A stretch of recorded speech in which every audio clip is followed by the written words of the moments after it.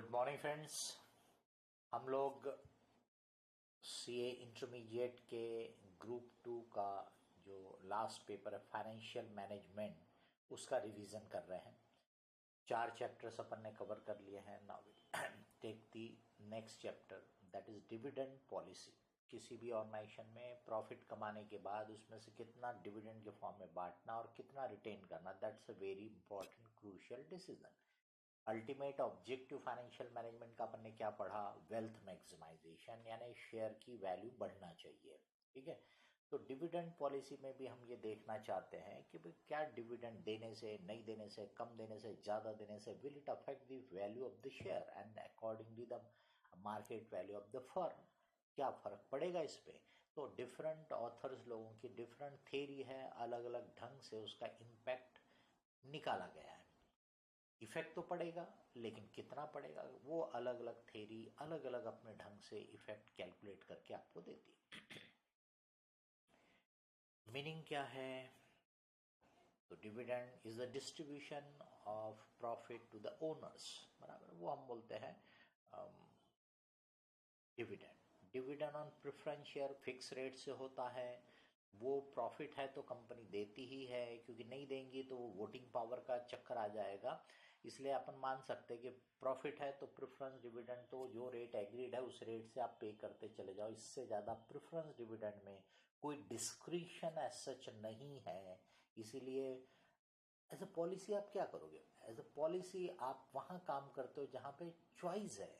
तो इसका मतलब हम यहाँ जो पढ़ेंगे वो इक्विटी के डिविडेंड की बात करेंगे, क्योंकि उसमें मैनेजमेंट के पास पॉलिसी डिसाइड करने के लिए चॉइस है, डिस्क्रिशन है। What we are concerned here is with the dividend on equity shares. Dividend on equity share and the rate is decided and proposed by the management, that is board of director, and approved by the shareholder.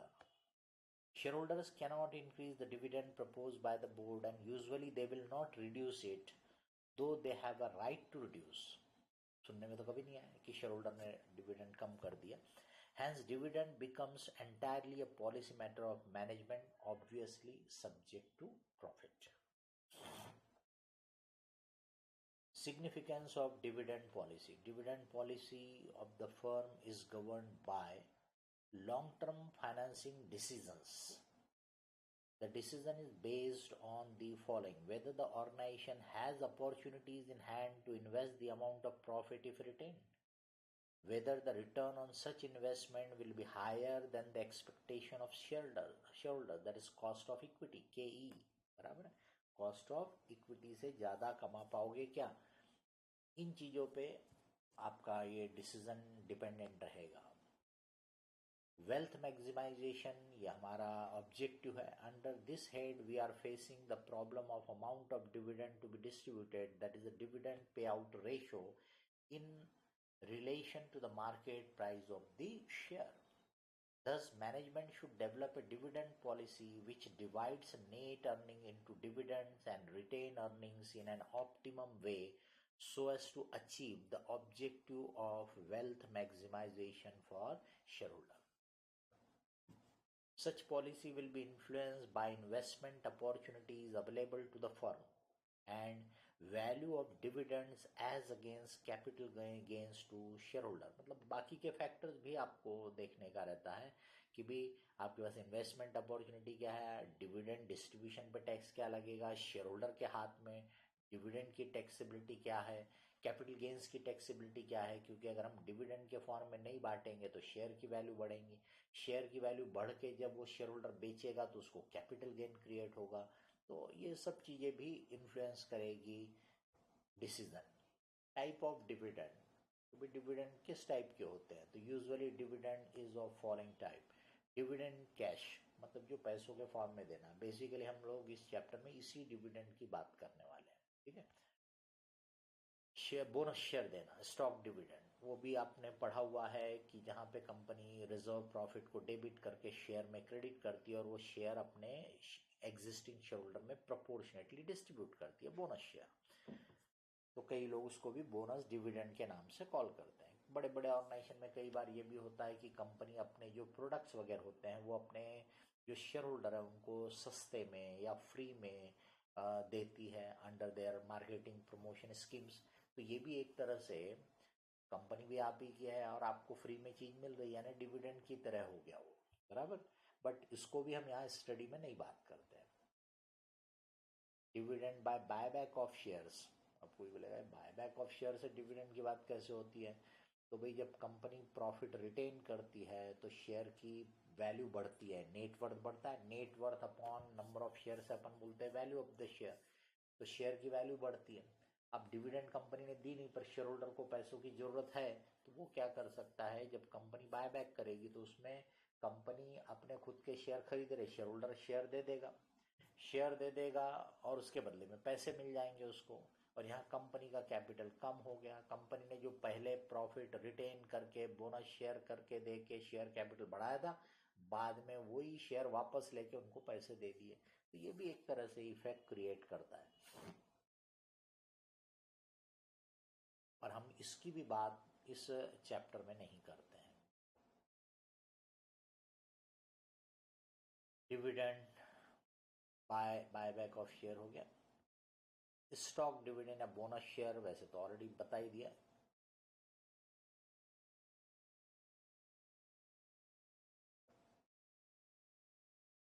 यहाँ पे number of share बढ़ते हैं, theoretically हम बोले, principally हम बोले तो number of share बढ़ते हैं बट वैल्यू पर शेयर कम हो जाती है, because same net worth is now divided among the larger number of share. तो ऐसे बोला जाए तो भाई बोनस का कोई इफेक्ट नहीं पड़ना चाहिए, बट फिर भी लोगों के ऊपर साइकोलॉजिकली एक पॉजिटिव इफेक्ट क्रिएट करता है। तो टोटल नेटवर्थ पे कोई फर्क पड़ा नहीं। ये देखिए आगे के इसमें हम वो सिर्फ फर्स्ट टाइप ऑफ डिविडेंड जो कैश में है उसी की बात करते हैं। इफेक्ट ऑफ डिविडेंड, कि डिविडेंड का इफेक्ट कंपनी के ऊपर क्या पड़ रहा है, तो ये कैश रिसोर्सेस को कम कर देगा और नेटवर्थ भी कम हो जाएगा। डिविडेंड टैक्स अगर अप्लीकेबल होगा तो वो भी लग जाएगा उसके ऊपर, मतलब कंपनी के पास से तो जाएगा 100 पर पता चला कि शेयर होल्डर को मिलेगा 80 रुपये, 20 रुपये टैक्स में चला गया, डिविडेंड टैक्स में। अभी तक तो था, अब 20-21 ईयर से वो हटा है। But it may also increase its share value in the market if the shareholders and prospective investors take it positively, which usually they will. For shareholder को क्या इफेक्ट पड़ेगा? It will get cash when it can reinvest as per its choice and not necessarily in the same company. Company ने अगर retain कर लिया इसका मतलब क्या हो गया कि कंपनी ने जबरदस्ती शेयर होल्डर का पैसा उसी कंपनी में लगा लिया, है ना। लेकिन डिविडेंड के फॉर्म में दे दिया और उसके बाद अगर कंपनी को ज़रूरत पड़ी तो न्यू इशू ऑफ शेयर किया, जैसा आप एमएम की थ्योरी में पढ़ोगे, तो वो शेयर होल्डर को इंटरेस्ट होगा तो वो आपके शेयर में सब्सक्राइब करेगा, नहीं तो वो कहीं दूसरे जगह भी इन्वेस्ट कर सकता है। तो डिविडेंड से ये एक फ़ायदा शेयर होल्डर को रहता है, उसकी चॉइस बन जाती है, पैसा वो अपने काम के लिए यूज़ भी कर सकता है। But it may get in hand only net of personal tax if applicable on dividend income, whereas the intrinsic value of share will reduce by full amount. तो जैसे मैंने बोला कंपनी ने 100 रुपये अगर डिविडेंड दिया तो कंपनी का नेट वर्थ तो 100 से कम हो गया, उसमें से मान लो डिविडेंड टैक्स चला गया 20 रुपये, तो 80 बचा। अब 80 जो शेयर होल्डर को मिला उसमें भी अगर 20-25 रुपये टैक्स लग रहा होगा डिविडेंड पे तो और कम हो जाएगा। तो ये डिविडेंड टैक्स और फिर पर्सनल जो शेयर होल्डर उसके हाथ में टैक्सेशन, उन चीज़ों का भी इफेक्ट पड़ता है। Factors influencing dividend policy, liquidity position, company कई बार प्रॉफिट में तो अच्छी होती है पर वो पैसा बिजनेस में लग जाता है, खास करके जो कंपनियां एक्सपांडिंग होती है, ग्रोइंग कंपनी, ग्रोथ इसमें होती है, उनमें ये इशू रह सकता है। तो प्रॉफिट है बट लिक्विडिटी नहीं है, अपॉर्चुनिटी फॉर री इन्वेस्टमेंट है कि नहीं है, वो भी एक इम्पॉर्टेंट होगा। अगर आपके पास अपॉर्चुनिटी नहीं है तो डिविडेंड बांट दो, क्या करोगे, पर अगर अपॉर्चुनिटी अच्छी है तो आप रिटेन कर सकते हो। टैक्सेशन जैसा मैंने बताया, डिविडेंड टैक्स, फिर personal taxation, any statutory regulation, law में कोई कंपल्सन है क्या? मेरे ख्याल से अभी तो फिलहाल अपने यहाँ ऐसा कोई रेगुलेशन एज सच इसको अफेक्ट नहीं करता है। Company may like to maintain, अभी कंपनी एज अ पॉलिसी भी क्या करना चाहेगी, क्योंकि भी देख डिविडेंड हर साल का इशू है, तो आपने एक साल प्रॉफिट ज़्यादा कमाया, खूब डिविडेंड दे दिया, और अगले साल उतना हाई प्रॉफिट नहीं है तो आपको कम डिविडेंड देना पड़ेगा। इससे आपके शेयर वैल्यू पे एडवर्स इफेक्ट जा सकता है।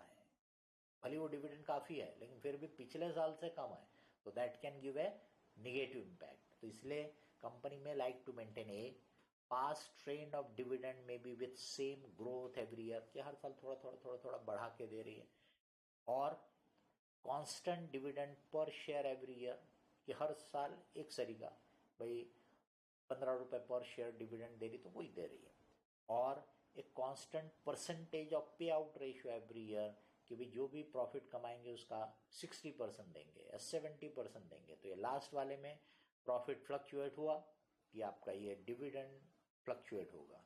तो कई बार कंपनियां ए और बी पे ज़्यादा ध्यान देती है क्योंकि उससे शेयर के वैल्यू पे बेटर इफेक्ट पड़ता है। Effect on market sentiment is an important factor because ultimately company is interested in increasing the worth of shareholder, that is market value of share, consequently market value of firm.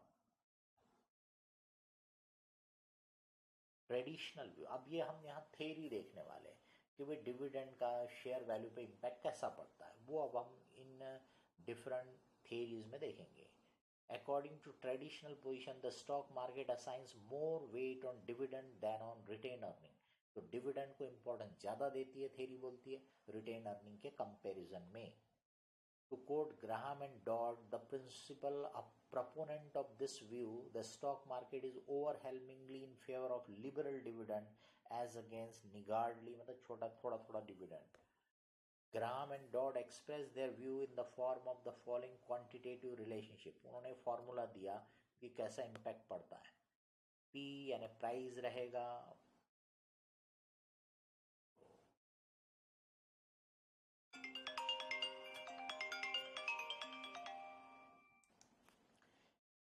तो इसमें इन्होंने Graham and dot ने जो बोला कि भी price of the share जो है उसके ऊपर इफेक्ट कैसा पड़ रहा, तो देखिए मल्टीप्लायर, ये मल्टीप्लायर उनका एक सब्जेक्टिव नंबर रहेगा, डिविडेंड प्लस रिटेंशन अपॉन 3, यानी रिटेंशन को 1/3 इफेक्ट दिया, डिविडेंड को फुल लिया और फिर उसको मल्टीप्लायर से मल्टीप्लाई कर देंगे तो आपको प्राइस मिलेगा। इसका मतलब डिविडेंड के रिटेंशन के कंपैरिजन में डिविडेंड को 3 टाइम्स ज्यादा इंपॉर्टेंस दिया, ये मतलब हो गया। Where P is the market price per share, D dividend per share, retained earning per share, R multiplier। ये मल्टीप्लायर का इशू है कि evidently according to this view the market places 4 times more weights on dividend than retained earning। Actually वो ऐसा हो गया कि भाई डिविडेंड आपने जो दिया, एक की भी रिटेंशन है, रिटेंशन आपका अगर 3 है तो 3 से डिवाइड कर दिया, क्योंकि रिटेंशन 3 से डिवाइड कर दिया 1 हो गया, और डिविडेंड जितना था वो 3 था तो पूरा 3 लिया आपने, बराबर है। तो इसका मतलब 3 + 1 यानी डिविडेंड से एक्चुअली 3 टाइम्स बोलना चाहिए, 4 टाइम्स ज़्यादा वेट दिया ऐसा बोलने के बजाय 3 टाइम्स ज़्यादा वेट दिया ये बोलना चाहिए, नॉट 4 टाइम। रिटेंशन के कंपैरिजन में 3 टाइम्स ज़्यादा वेट दिया उसको। ये आपका ट्रेडिशनल व्यू है जो ग्राहम एंड डॉट का है, बट इसमें यही है कि जो मल्टीप्लायर है वो एक सब्जेक्टिव नंबर है, उसका कोई ऐसा बेसिस नहीं है कि वो कैसे निकलेगा करके। इसके बाद वॉल्टर का फॉर्मूला डिविडेंड का इफेक्ट बताने के लिए, ये वॉल्टर का फॉर्मूला भी बताता है कि डिविडेंड का इफेक्ट कैसे पड़ेगा on the value of the share. वो डिपेंड करता है कि शेयर होल्डर का एक्सपेक्टेशन क्या है, जिसको अपन कॉस्ट ऑफ इक्विटी बोलते हैं, और रिटर्न ऑन इन्वेस्टमेंट क्या है।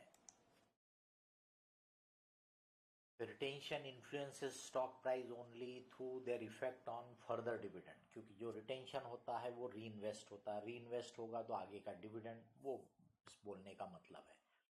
उनका जो फॉर्मूला है ये कि वैल्यू जो है कंपनी के शेयर की, वो देखिए ये कॉस्ट ऑफ इक्विटी हो गई, रिटर्न जो एक्सपेक्टेड है, जो शेयर होल्डर चाहते हैं, ऊपर न्यूमरेटर में डिविडेंड प्लस ये जो है ये रिटेंशन है, ये क्या है, रिटेंशन है, अर्निंग माइनस डिविडेंड यानी retention.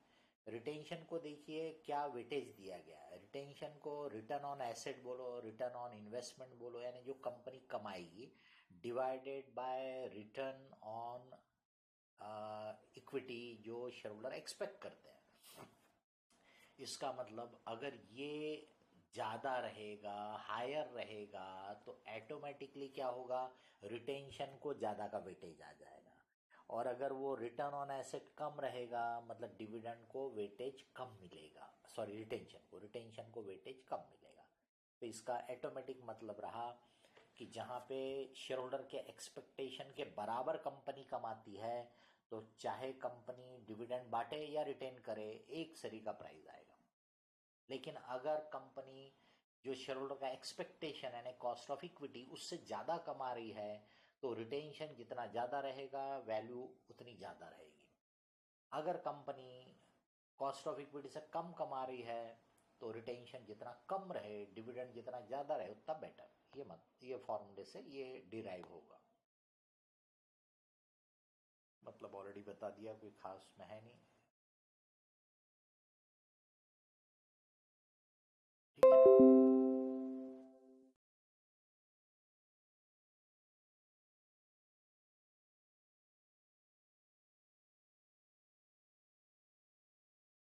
Gordon's model dividend growth model कहलाता है। ये भी एक दूसरा फॉर्मूला है, डायरेक्शन उसी टाइप का है बट इम्पैक्ट थोड़ा अलग ढंग से कैलकुलेट होता है। It is similar to Walter's model. As per Gordon, investors are more interested in dividend rather than growth due to retention because they are not as assured of future growth and hence give more preference to dividend. उनके हिसाब से future के बारे में उनके मन में उतना कॉन्फिडेंस नहीं रहता, तो वो डिविडेंड को इम्पोर्टेंस ज़्यादा देते हैं। अब इनका फॉर्मूला क्या है कि price of the share, value of the share will be equal to dividend divided by cost of equity यानी उनका एक्सपेक्टेशन माइनस ग्रोथ रेट। अब ग्रोथ रेट काय पे कैलकुलेट होता है कि आपने रिटेंशन कितना किया और रिटर्न ऑन एसेट कितना है, रिटर्न ऑन इन्वेस्टमेंट। तो इसका मतलब जो इनपुट है वो वही है जो वॉल्टर के फॉर्मूले में है। तो ग्रोथ रेट कैलकुलेट होगा return on investment multiplied by retention ratio. तो जितना रिटेंशन ज़्यादा होगा उतना ये ग्रोथ रेट ज़्यादा होगा। अब कॉस्ट ऑफ इक्विटी कांस्टेंट है, ग्रोथ रेट बढ़ेगा तो नेचुरली जो डिनोमिनेटर है यानी कम होता जाएगा। जितने कम रेट से कैपिटलाइज होगा उतनी वैल्यू बढ़ती हुई दिखेगी। Higher the retention ratio, higher will be the price. If return on equity is more than cost of capital, the investor capitalizes an assured dividend with lower rate, तो value बढ़ती जाएगी। Growth rate is equal to retention ratio multiplied by return on retain earning. Assumption cost of equity must be higher than the growth rate, क्योंकि cost of equity से अगर growth rate ज़्यादा आ गया तो minus आ जाएगा और इसका मतलब मीनिंगलेस बन जाएगा, फॉर्मूला काम नहीं करेगा। Dividend must be about zero. तो वॉल्टर के फॉर्मूले में आपका डिविडेंड जीरो भी रहा तो फॉर्मूला काम करेगा, पर गॉर्डन के फॉर्मूले में डिविडेंड जीरो नहीं होना, क्योंकि आपने अगर न्यूमरेटर में जीरो लिख दिया तो किस्सा खत्म, बराबर। तो इसीलिए यहाँ पे डिविडेंड कुछ ना कुछ नंबर होना चाहिए।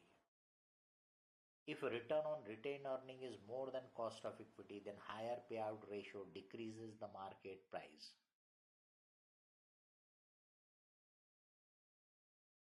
If return is equal to cost of equity, then any payout ratio is giving same price. And if return is lower, then higher payout ratio will increase the price. तो भाई कम यानी share holder ज़्यादा जो expectation है उससे अगर company ज़्यादा कमा रही, if return on retain earning is more, तो इसका मतलब शेयर होल्डर ज़्यादा डिविडेंड नहीं चाहेंगे, तो पे आउट रेशियो बढ़ाओगे तो आपके प्राइस में कमी आएगी, कम होगा प्राइस, क्योंकि शेयर होल्डर चाहेंगे कि आप रिटेन कर लो।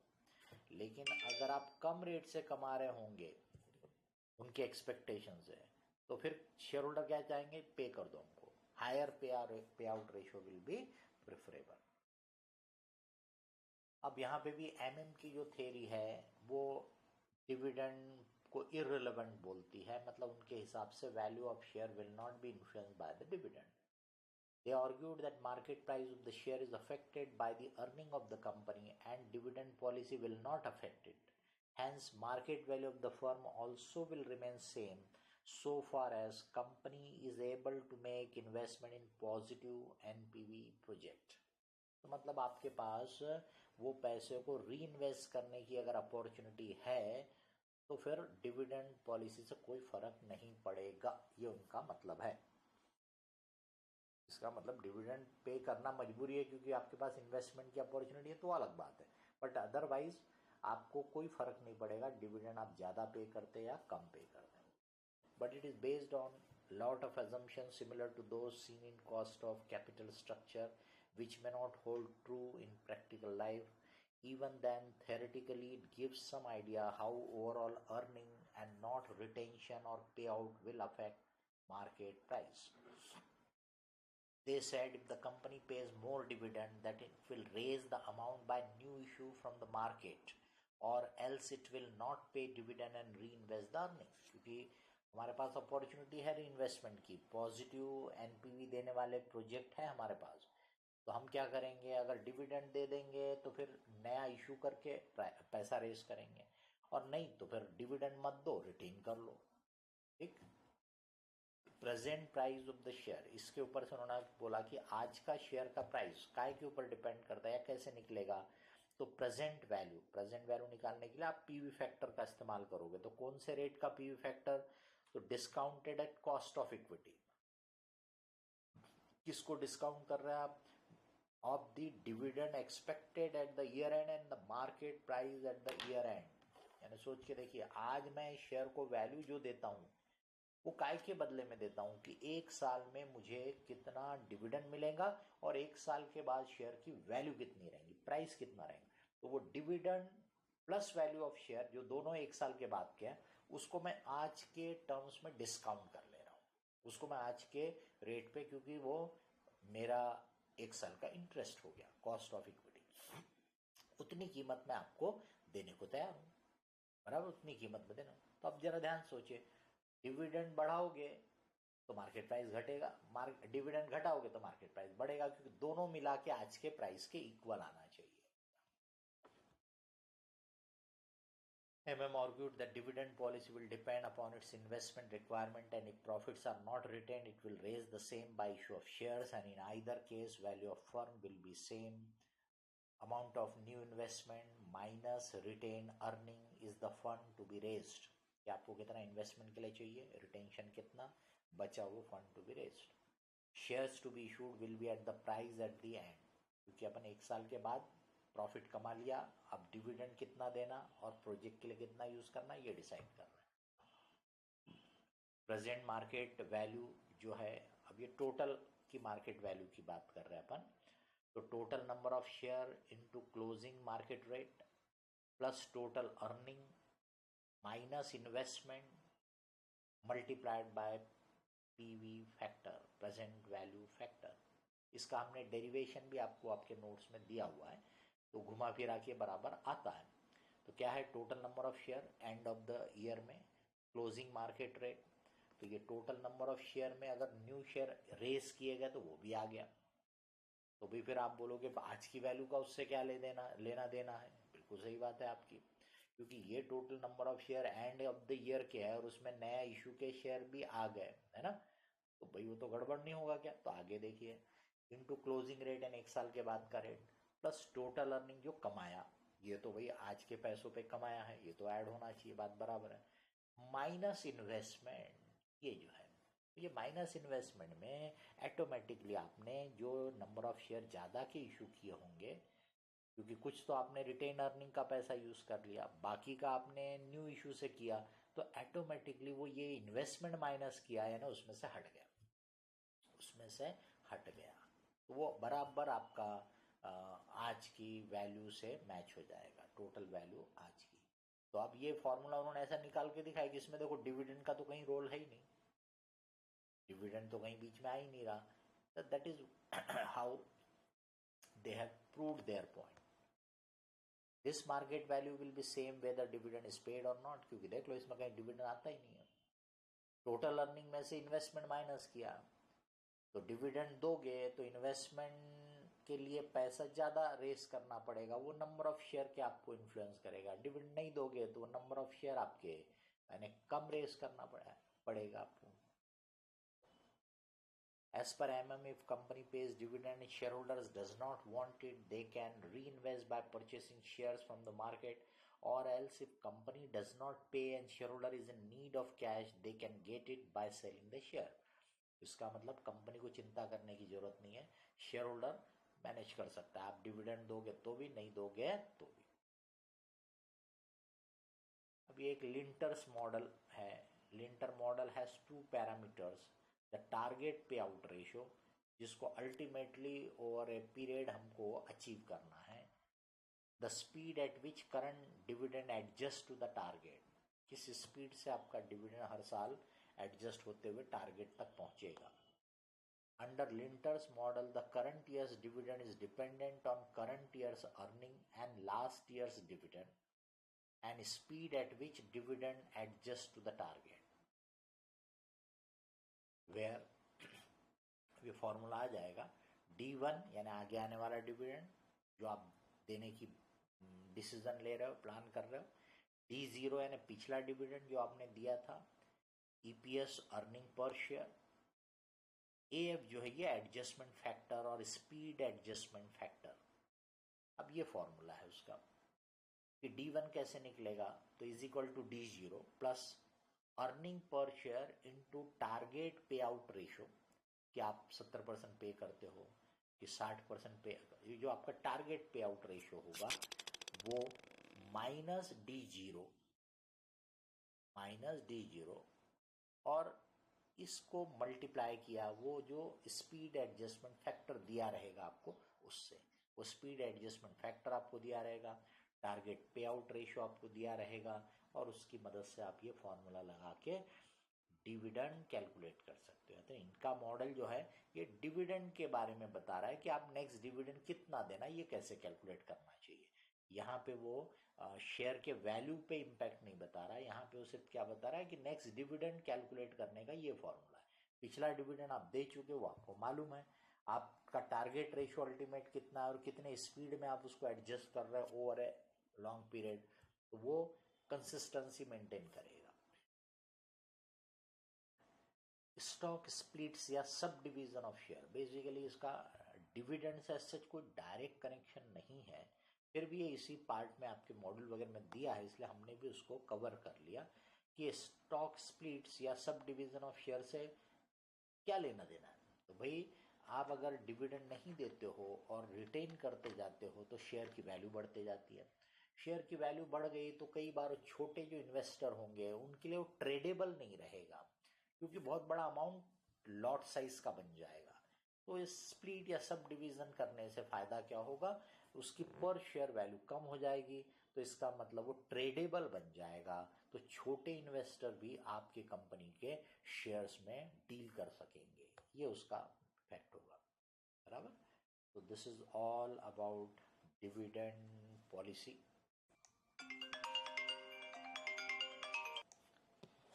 तो अगर आपने अनवायबल प्रोजेक्ट को, निगेटिव एनपी वाले प्रोजेक्ट को एक्सेप्ट किया तो धीरे धीरे क्या होगा कि कंपनी के रिसोर्सेस खत्म होते जाएंगे और कंपनी डूब भी सकती है।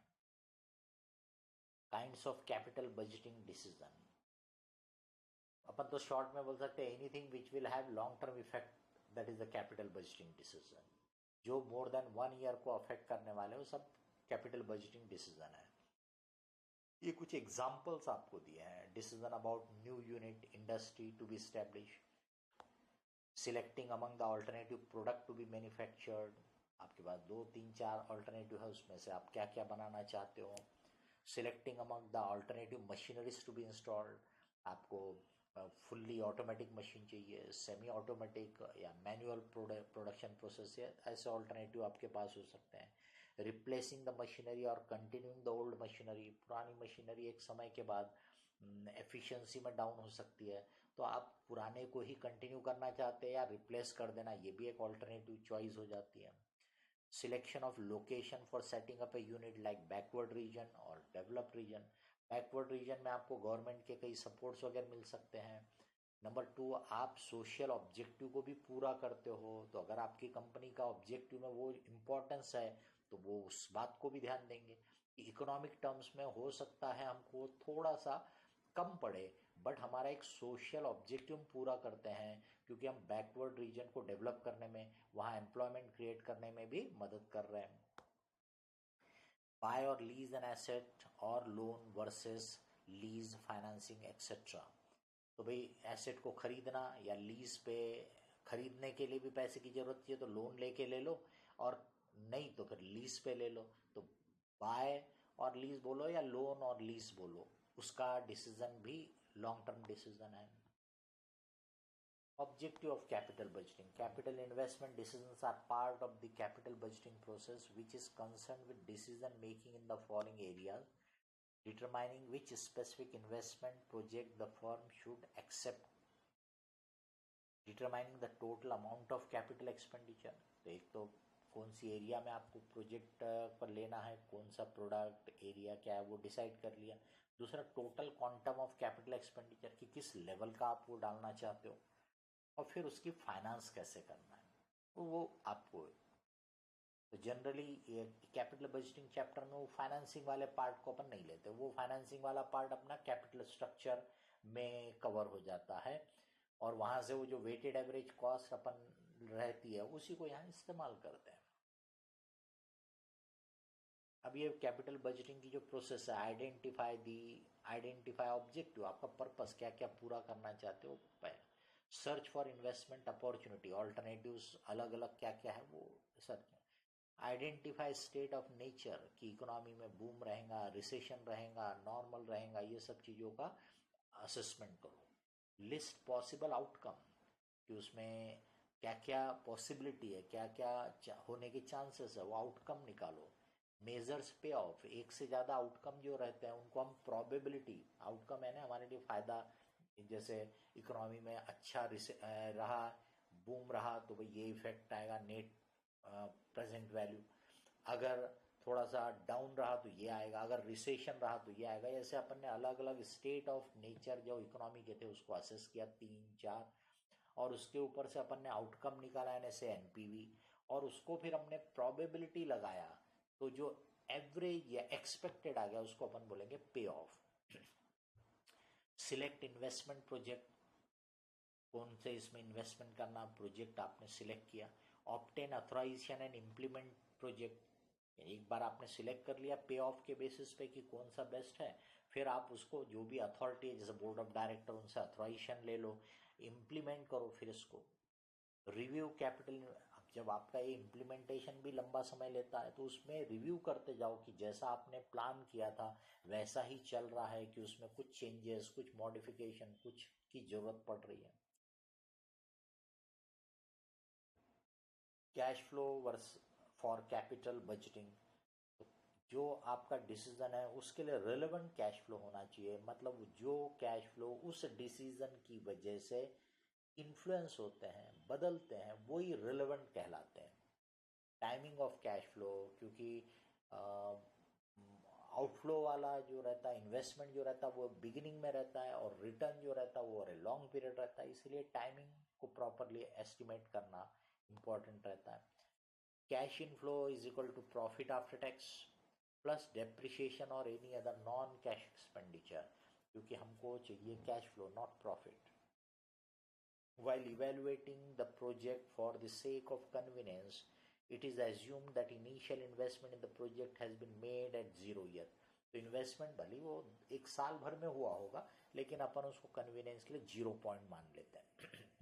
And the annual cash flows from the project are received at the end of respective year.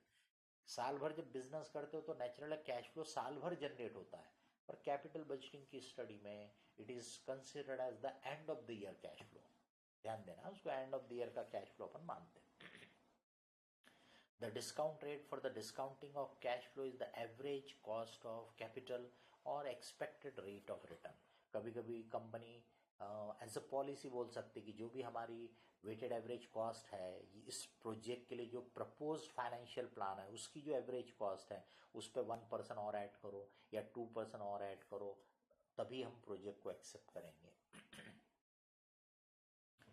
Techniques of evaluation, capital budgeting के डिसीजन को इवैल्यूएट करने के लिए क्या क्या टेक्निक्स हैं। तो ये कुछ टेक्निक जो है, पहले नॉन डिस्काउंटेड कैश फ्लो वाली मेथड, यानी यहाँ पे हम कैश फ्लो को एज इट इज ले रहे हैं, एब्सोल्यूट टर्म्स में ले रहे हैं, उसको डिस्काउंट नहीं कर रहे हैं। पे बैक पीरियड, ये एक टेक्निक अपन ने पढ़ी। पे बैक रेसिप्रोकल, उसी का उल्टा। Accounting rate of return, average rate of return भी इसको अपन बोलते हैं। ये एक अकेली टेक्निक ऐसी है जिसमें अपन प्रॉफिट को यूज करते हैं, बाकी के सभी जगह पे अपन कैश फ्लो यूज करते हैं। अभी डिस्काउंटेड कैश फ्लो जिनमें यूज करते हैं, मतलब टाइम वैल्यू को एडजस्ट किया आपने, तो नेचुरल है नॉन डिस्काउंटेड वाले से discounted is any time better. Net present value जिस मोस्ट कॉमन है, प्रॉफिटेबिलिटी इंडेक्स, डिजायबिलिटी फैक्टर, या इसी को बेनिफिट कॉस्ट रेशियो भी बोलते हैं। ये रिलेटिव टर्म्स में जहां पे देखने की जरूरत पड़ी वहां पे एनपीवी वाला ही डाटा है, बट रिलेटिव टर्म्स में कि हर ₹1 पे मेरे को क्या रिटर्न आ रहा है ये बताएगा। Internal rate of return, NPV हमको एब्सोल्यूट नंबर दे देगा, प्रॉफिटेबिलिटी इंडेक्स हमको रेशियो के फॉर्म में दे देगा, बट ये परसेंटेज में हमको कि कितना परसेंटेज हमने कमाया इस प्रोजेक्ट में, ऐसा कोई परसेंटेज हमको नहीं दिखता है। तो आईआरआर उसका जवाब है, वो परसेंटेज बताता है। Discounted pay back period, normal पे बैक में कैश फ्लो को एज इट इज लिया था, इसमें डिस्काउंटेड लिया, तो नेचुरली ये नॉर्मल पे बैक से ज्यादा अप्रोप्रिएट हो जाएगा।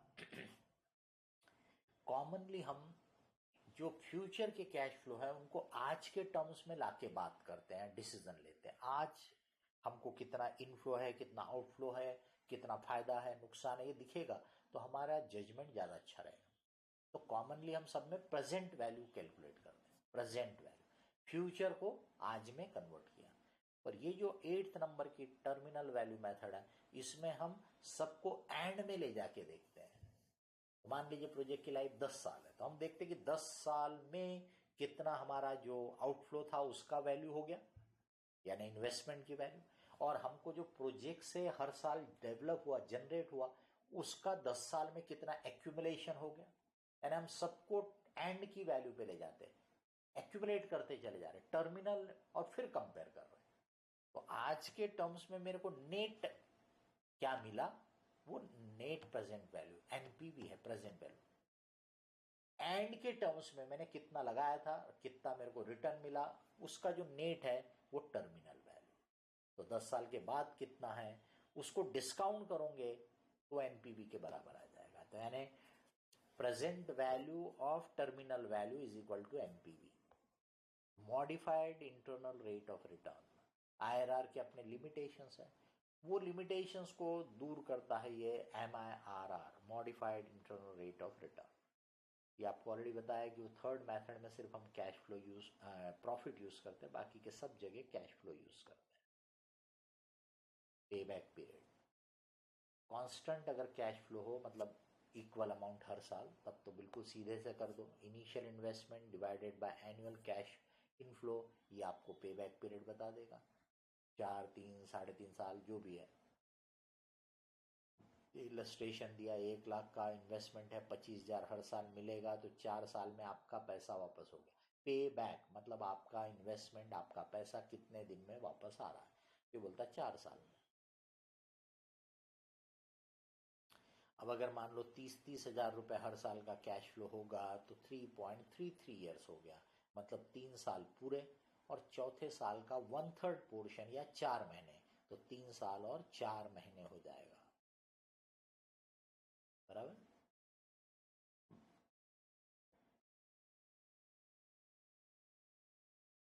In case of varying cash flow, payback period will be ascertained by equating cumulative cash inflow with the initial investment। मतलब आप पहले साल कितना हो, फिर अगले साल का कैश फ्लो जोड़ के टोटल कितना हो गया, और आपका इन्वेस्टमेंट तो बचा कितना, ऐसा टेबुलेट करके आप निकाल सकते हो कि पे बैक कितने समय में हुआ। जैसे यहाँ पे दिया 20,000, 25, 30, 37.5, 30, ऐसा 5 साल के कैश फ्लो आपको दिया। अब पे बैक पीरियड का कैलकुलेशन, तो जैसे पहले साल में क्यूमुलेटिव 20 ही हो गया, 80,000 बाकी है क्योंकि टोटल इन्वेस्टमेंट है 1 लाख। दूसरे साल में 25 जुड़ के 45 हो गया आपका ये क्यूमुलेटिव। तो टोटल तो 1 लाख था, 45 हो गया, मतलब 55 अभी भी बाकी है। ऐसे तीसरे साल में देखा कि 25 अभी भी बाकी है, मतलब 3 साल पूरे हो गए, आपका पे बैक नहीं हुआ। चौथे साल में अब 37,500 आपको कैश फ्लो मिला।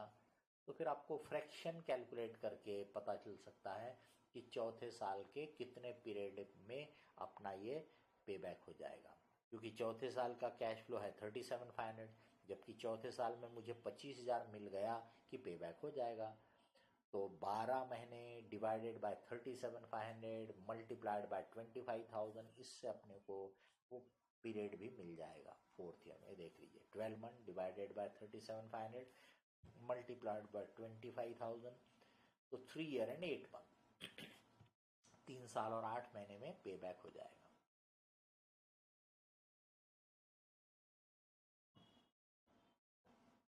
But this method does not take into consideration the cash inflow generated after the pay. Payback period का एक सबसे बड़ा लिमिटेशन क्या है कि भी पे बैक हो गया, आपने बोला 4 साल, 3.5 4 साल, और उसके बाद क्या, उसके बाद की बात फिक्र ही नहीं करते। तो आप बोलोगे जिसका पे बैक जल्दी है वो ज़्यादा अच्छा प्रोजेक्ट है। तो ए और बी दो प्रोजेक्ट आप कंपेयर कर रहे हैं। ए का पे बैक है 3 साल, बी का प्रोजेक्ट है पे बैक है 4 साल, तो आप बोलोगे ए बेटर है। लेकिन ए की टोटल लाइफ है 5 साल, जबकि बी की टोटल लाइफ है 8 साल। तो इसका मतलब ए जो है वो पे बैक होने के बाद सिर्फ 2 साल कमा के देगा, जबकि बी जो है वो पे बैक होने के बाद 4 साल कमा के देगा। तो ये जो उसके बाद है ना पे बैक के बाद, उसको इग्नोर कर देते हो आप पे बैक पीरियड में, ये इसका सबसे बड़ा ड्रॉबैक है। दूसरा ड्रॉबैक है कि टाइम वैल्यू को एडजस्ट नहीं किया तो वो तो डिस्काउंटेड कैश फ्लो पे बैक में सॉर्ट आउट हो जाएगा। तो ये कहाँ यूज हो सकता है, तो इसको एक इंडिपेंडेंटली टेक्निक के तौर पे यूज करना अप्रोप्रिएट नहीं है। दूसरी टेक्निक के साथ साथ इसको आप इन्वॉल्व कर सकते हो। तो आपने एनपीवी भी कैलकुलेट किया, उसके साथ आप ये भी देख रहे हो, वो अप्रोप्रिएट होगा। या फिर जहां पे प्रोजेक्ट की जो लाइफ है इट इज टू अनसर्टन, मतलब वी डोंट नो कि what will happen in the future, बहुत अनसर्टेनिटी हो, तो वहां नेचुरल कोई भी क्या चाहेगा कि मेरा पैसा कितने जल्दी निकल जाए, ताकि इससे पहले कि कारोबार बंद हो मेरा पैसा निकल जाए। तो वहां पर ये टेक्निक यूज हो सकती है, not in normal cases. Bail out factor, तो यहाँ पे बैक में अपन ने जैसे बोला कि भी सेकेंड ईयर में पे बैक नहीं हुआ, थर्ड ईयर में पे बैक नहीं हुआ, वहां पे अपन ने सिर्फ ऑपरेटिंग कैश फ्लो को देखा। बट अगर मैं सेकेंड ईयर के एंड में यानी इसको स्क्रैप करके बेच देता तो उससे भी तो पैसे आते, या थर्ड ईयर में बेचता तब भी तो आते हैं, वो अपन ने कंसिडर नहीं किया। तो उसको यहाँ पे कंसिडर करते हैं बेल आउट फैक्टर।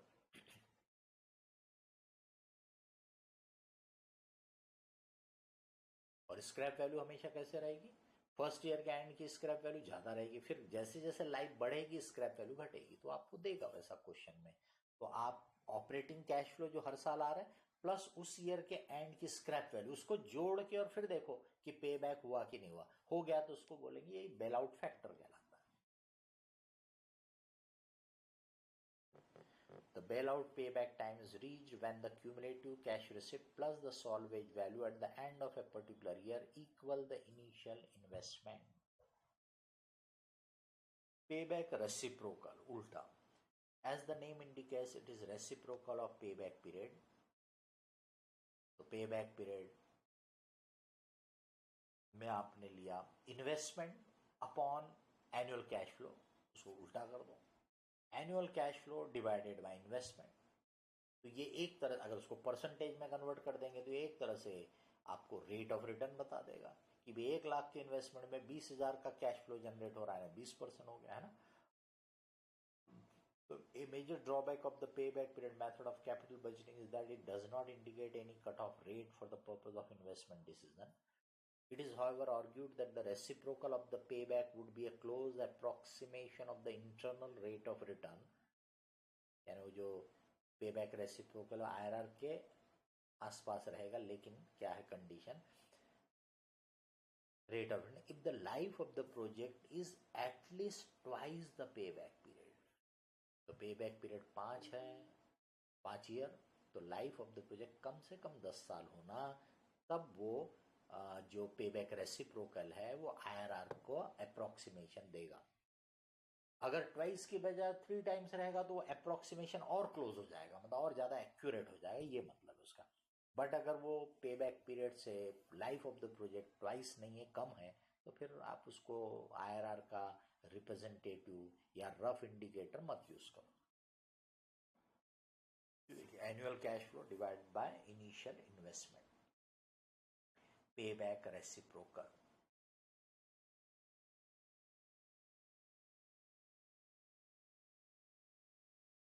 20% आ गया। एक्चुअल IRR जो निकाला गया वो 15% आ रहा है, लेकिन फिर ऑल्टरनेटिव दिया कि the project life is 15 year, क्योंकि यहाँ पे 10 साल की लाइफ पकड़ा, मतलब पे बैक से डबल, तो 15% IRR एक्चुअल आ रहा है, जबकि आपको ये पे बैक रेसिप्रोकल 20% बता रहा है। ठीक है, अगर लाइफ 15 साल हो जाए प्रोजेक्ट की तो IRR आता है 18.7, तो देखिए 20 के और करीब हो गया।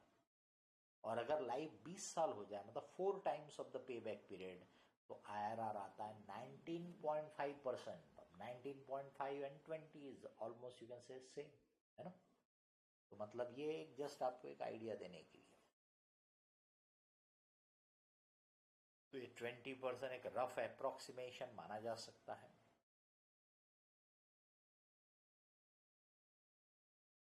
अकाउंटिंग और average rate of return method, इसमें हम प्रॉफिट आफ्टर टैक्स लेते हैं, आफ्टर डेप्रिसिएशन लेते हैं, और उसको इन्वेस्टमेंट से कंपेयर करते हैं। तो इन्वेस्टमेंट यानी कब का लेना, इनिशियल इन्वेस्टमेंट लेना, कि एवरेज इन्वेस्टमेंट लेना, ये कि नेट इन्वेस्टमेंट लेना। ये ऐसे 3 ऑल्टरनेटिव हैं। अगर कुछ ना लिखा रहा है तो आप एवरेज इन्वेस्टमेंट वाले को प्रिफर कर सकते हो, you can give more preference to average investment. Otherwise तीनों अलग अलग रेशियो बताएंगे आपको। Average investment can be preferred. ये दिया है 1,00,000 रुपए का, स्क्रैप वैल्यू 10,000, इसका मतलब 90,000 आपको डेप्रिशिएट करना है after 5 year. It gives annual after tax average profit but before depreciation. 35,000 का प्रॉफिट है, इसमें डेप्रिशिएशन माइनस नहीं किया, तो 90,000 को 5 साल में डिवाइड करोगे तो डेप्रिशिएशन आ जाएगा मे बी से 22,000 रुपये या 23,000 रुपये जो आया, वो डेप्रिशिएशन इसमें से माइनस करोगे 35,000 में से, तो आपको मिलेगा नेट प्रॉफिट।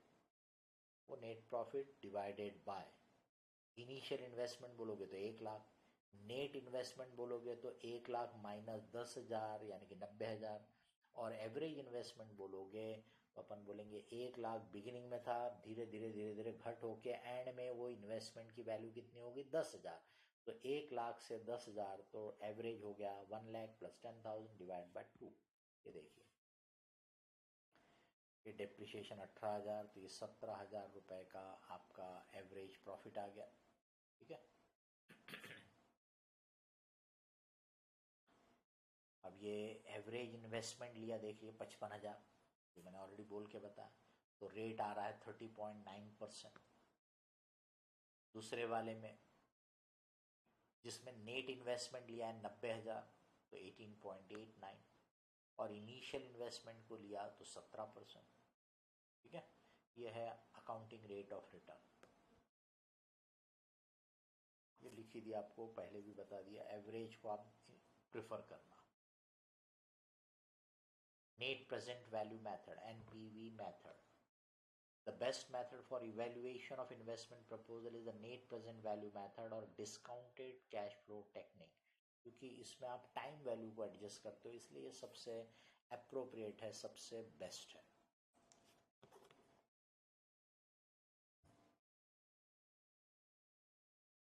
अब the net present value of project is equal to the sum of present value of all cash flows associated with the project. पूरे कैश आउटफ्लो की प्रेजेंट वैल्यू निकाल लो, जो जनरली एक सर लमसम दिया रहता है तो प्रॉब्लम नहीं रहता, बट अगर उसमें भी थोड़े पार्ट पार्ट में इन्वेस्टमेंट दिया है कि कुछ एक साल में हो गया, कुछ अगले साल में हुआ, तो फिर उसकी भी प्रेजेंट वैल्यू। तो present value of cash outflow minus present value of cash inflow, तो या present value of cash inflow minus present value of cash outflow, that will give you the net present value. Zero आ गया, इसका मतलब रहता है जो rate से आपने डिस्काउंट किया एग्जैक्ट उतना रिटर्न है, इसलिए प्रोजेक्ट एक्सेप्टेबल है। प्लस आया यानी पॉजिटिव आया, मतलब जो आपका रिटर्न है एक्सपेक्टेड है उससे ज्यादा रिटर्न हो रहा है आपको, यानी वो जो कॉस्ट थी, वो जो डिस्काउंट वाला रेट था उससे ज्यादा रिटर्न है, तो नेचुरली प्रोजेक्ट एक्सेप्टेबल है। निगेटिव एनपीवी आया, इसका मतलब वो जो कट ऑफ रेट था उससे कम रिटर्न है, that means project should be rejected. ये एनपीवी है present value of cash inflow minus present value of cash outflow. Desirability factor, तो एनपीवी ने हमको सिर्फ एब्सोल्यूट टर्म्स में अमाउंट बता दिया कि भाई ये प्रोजेक्ट का एनपीवी 1.5 लाख है, ये प्रोजेक्ट का एनपीवी 1 लाख है। नेचुरली आप बोलोगे पहला प्रेफरेबल है, अगर दो में से एक चूज करना है। अगर ये जिसको हम बोलते हैं म्यूचुअली एक्सक्लूसिव नहीं होंगे तो हम बोलेंगे पहला भी ले लो दूसरा भी ले लो, क्योंकि दोनों पॉजिटिव एनपीवी दे रहे हैं। बट जब दो में से एक चूज करना है तो सवाल उठेगा कि भाई कौन सा वाला चूज करना। तो ऐसे समय में ये हमारे लिए मदद कर सकता है desirability factor, profitability index. In certain cases, we have to compare a number of proposals, each involving different amount of cash outflows. One of the method of comparing such proposal is to work out what is known as the desirability factor or profitability index. The desirability factor is calculated as below: sum of discounted net cash inflow divided by initial cash outflow. तो ये आपको बताता है कि हर 1 रुपए जो आपने invest किया उस पे आया कितना, इनफ्लो कितना है। और अगर आपने ये ले लिया एनपीवी तो वो आपके पैसे के ऊपर कितना मिला ये बताएगा। मतलब पहला वाला बताएगा 1 रुपए लगाया तो 1 रुपए 10 पैसे कमाया, ये बताएगा। तो मतलब 1 रुपए पे 1 रुपए 10 पैसे, यानी 1 रुपए आपका 10 पैसे एक्स्ट्रा है ना। दूसरा वाला फॉर्मूला लगाओगे तो वो सीधे सीधे आपको 10 पैसे बताएगा। कॉमनली अपन इसका यूज करते हैं। Thus it shows the cash inflow generated per rupee of investment, hence is useful for comparing projects involving different amount of investment there, that is where size of the projects are different. If projects are divisible and more than one project can be accepted, then project with higher profitability index will be selected. But if the projects are indivisible, मतलब वो जो size का है उसको आप छोटा नहीं कर सकते, ठीक है, ये आपको रिस्क है। तो डिविजिबल बोला मतलब आप उसको छोटा कर सकते हो। 10 लाख का प्रोजेक्ट बताया था क्वेश्चन में, आप चाहो तो उसको 6 लाख के लेवल पे कर लो, यानी 60% लेवल पे चलेगा, ये मतलब होता है डिविजिबिलिटी। और इनडिविजिबल बोला मतलब 10 लाख का बोला है तो 10 लाख का ही इन्वेस्टमेंट लगेगा, उससे कम में नहीं होगा, ठीक है। ये मतलब है छोटा नहीं कर सकते उसको, साइज रिड्यूस नहीं कर सकते। और साइज बढ़ा सकते क्या, the answer is always no करने का, वो उसका जो साइज उसको बढ़ाने की बात ही नहीं होगा। डिविजिबल बोला मतलब छोटे लेवल पे आप कर सकते हो।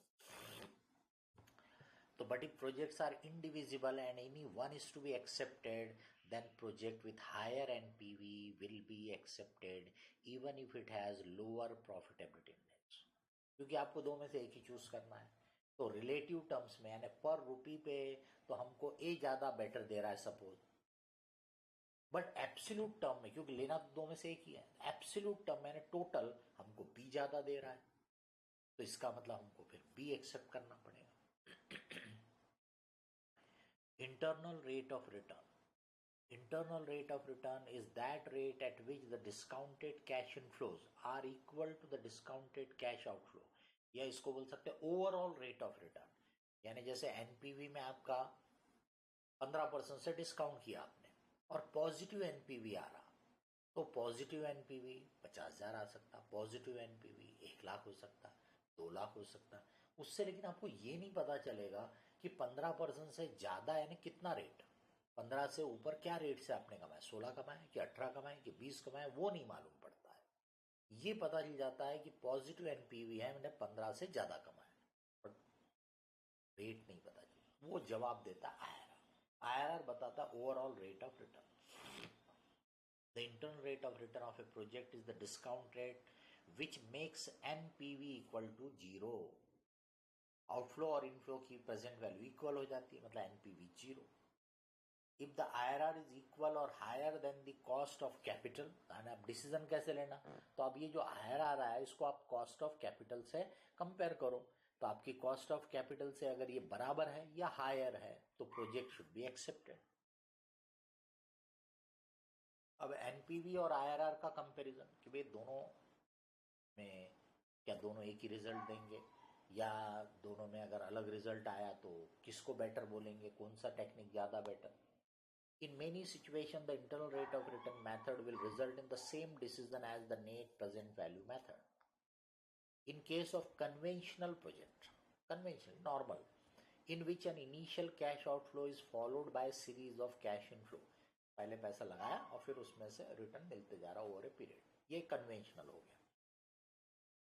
That is where the selection of a and that are independent of each other, मतलब वो प्रोजेक्ट एक दूसरे से इंडिपेंडेंट है. That is where the selection of a particular project does not preclude the choice of the other. Independent है, आपको ये भी लेना है ये भी लेना है, उससे कोई फर्क नहीं पड़ेगा. Both NPV and IRR rule will lead to the same accept reject decision. ये सेम डिसीजन देंगे नॉर्मल प्रोजेक्ट के केस में. एनपीवी और आईआरआर दोनों एक ही रिजल्ट देंगे, आइदर एक्सेप्टेंस और rejection.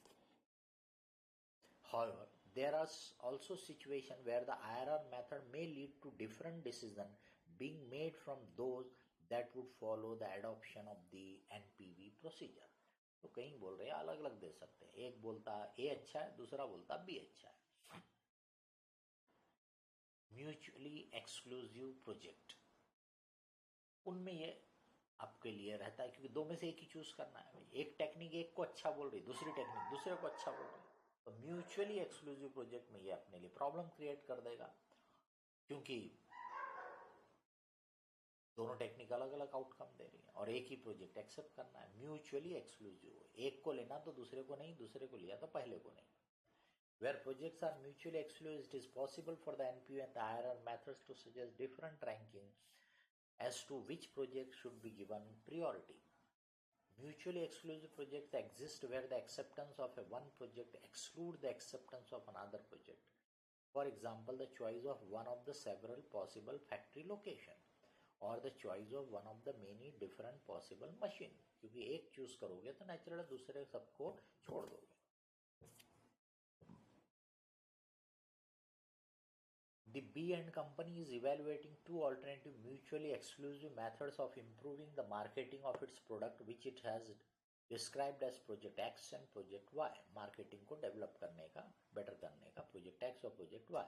The estimated incremental cash flows from each alternative are as follows.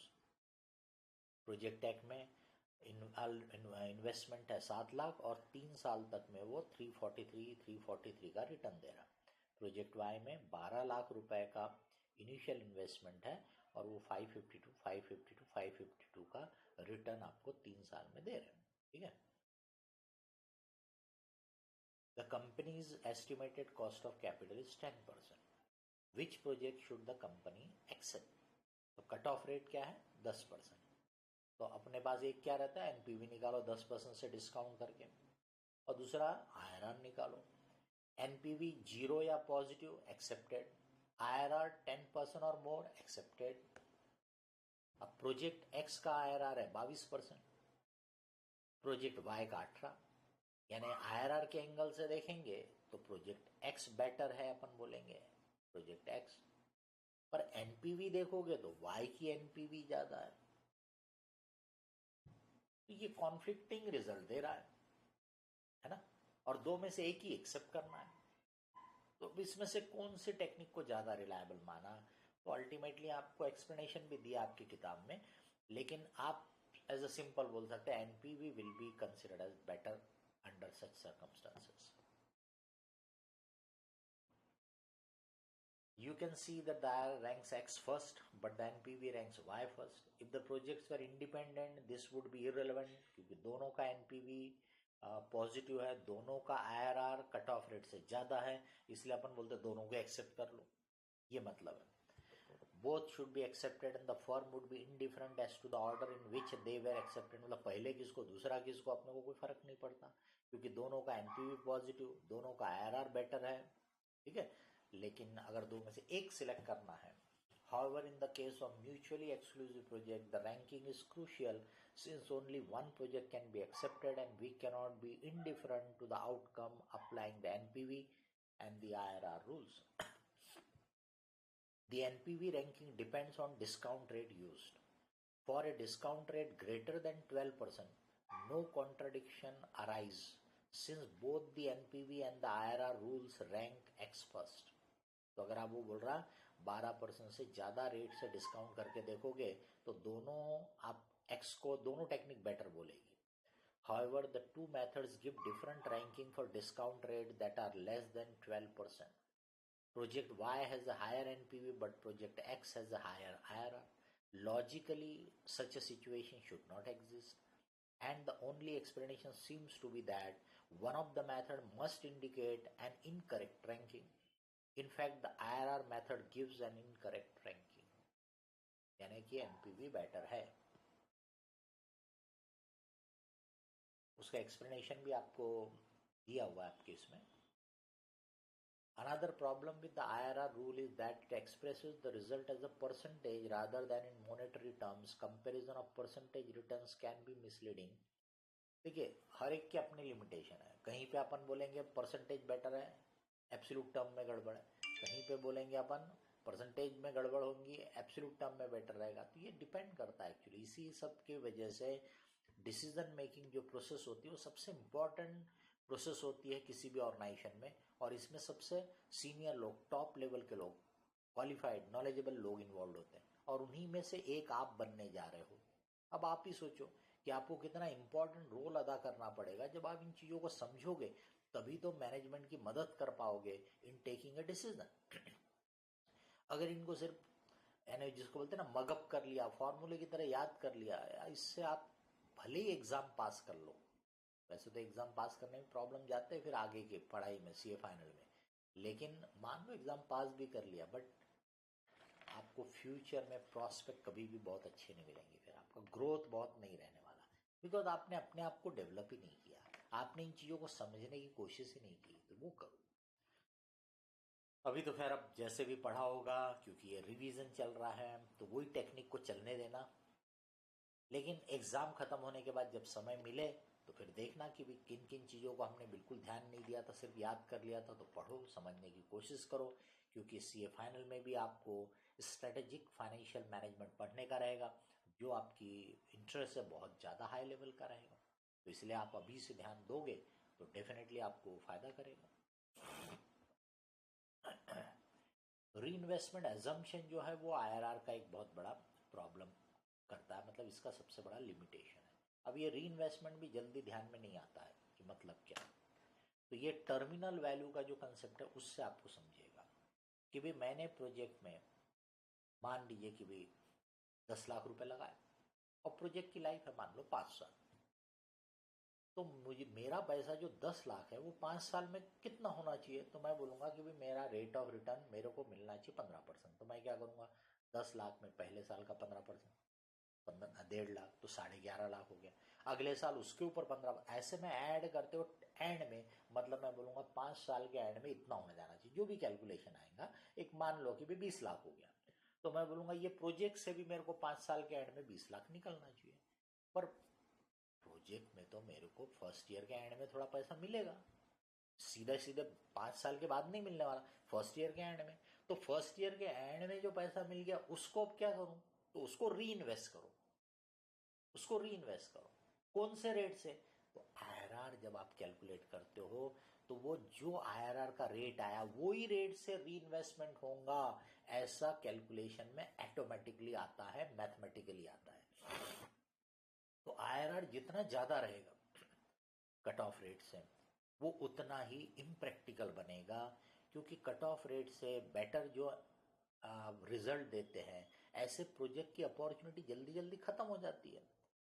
तो इसका मतलब आपको हर साल जो रिटर्न मिलेगा उसको वापस री इन्वेस्ट करने के लिए इतने हाई रेट के रिटर्न वाले प्रोजेक्ट अवेलेबल होंगे. ये प्रैक्टिकली प्रॉपर नहीं है, इसीलिए री इन्वेस्टमेंट का एजम्पशन इसके सबसे बड़े ड्रॉबैक के तौर पे देखा जाता है.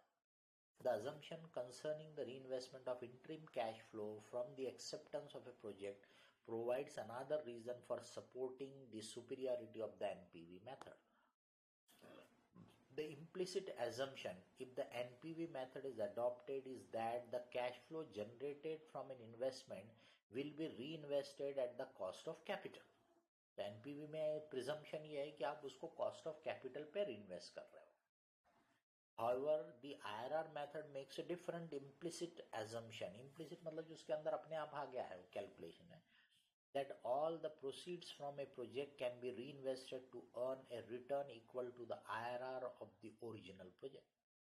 In example above, the NPV method assumes that the annual cash flow of 3,43,000 जो फर्स्ट ईयर के एंड में है, जो सेकेंड ईयर के एंड में है, for project X will be reinvested at a cost of capital of 10%. NPV ये मानता है. Whereas the IRR method assumes that they will be reinvested at 22%. तो इसीलिए वो रिटर्न का रेट जितना ज़्यादा उसकी पॉसिबिलिटी उतनी कम. तो in theory, a firm will have accepted all projects which offer a return in excess of the cost of capital, and any other funds that becomes available can only be reinvested at the cost of capital. This is assumption that is implicit in NPV. और एक limitation IRR का रहता है unconventional cash flow के case में, जहां पे कि पहले निगेटिव है, फिर पॉजिटिव कैश फ्लो, फिर निगेटिव है, फिर पॉजिटिव, ऐसी situation. Most projects have conventional cash flow that consist of an initial negative cash flow followed by positive cash flow in later years. In this situation, the algebraic sign changes being negative at the start and positive in all future periods. If the sign of the net cash flows changes in successive periods, it is possible for the calculations to produce as many internal rate of return as there are sign changes. तो अगर पहला negative फिर सब positive है तो वो एक IRR बताएगा.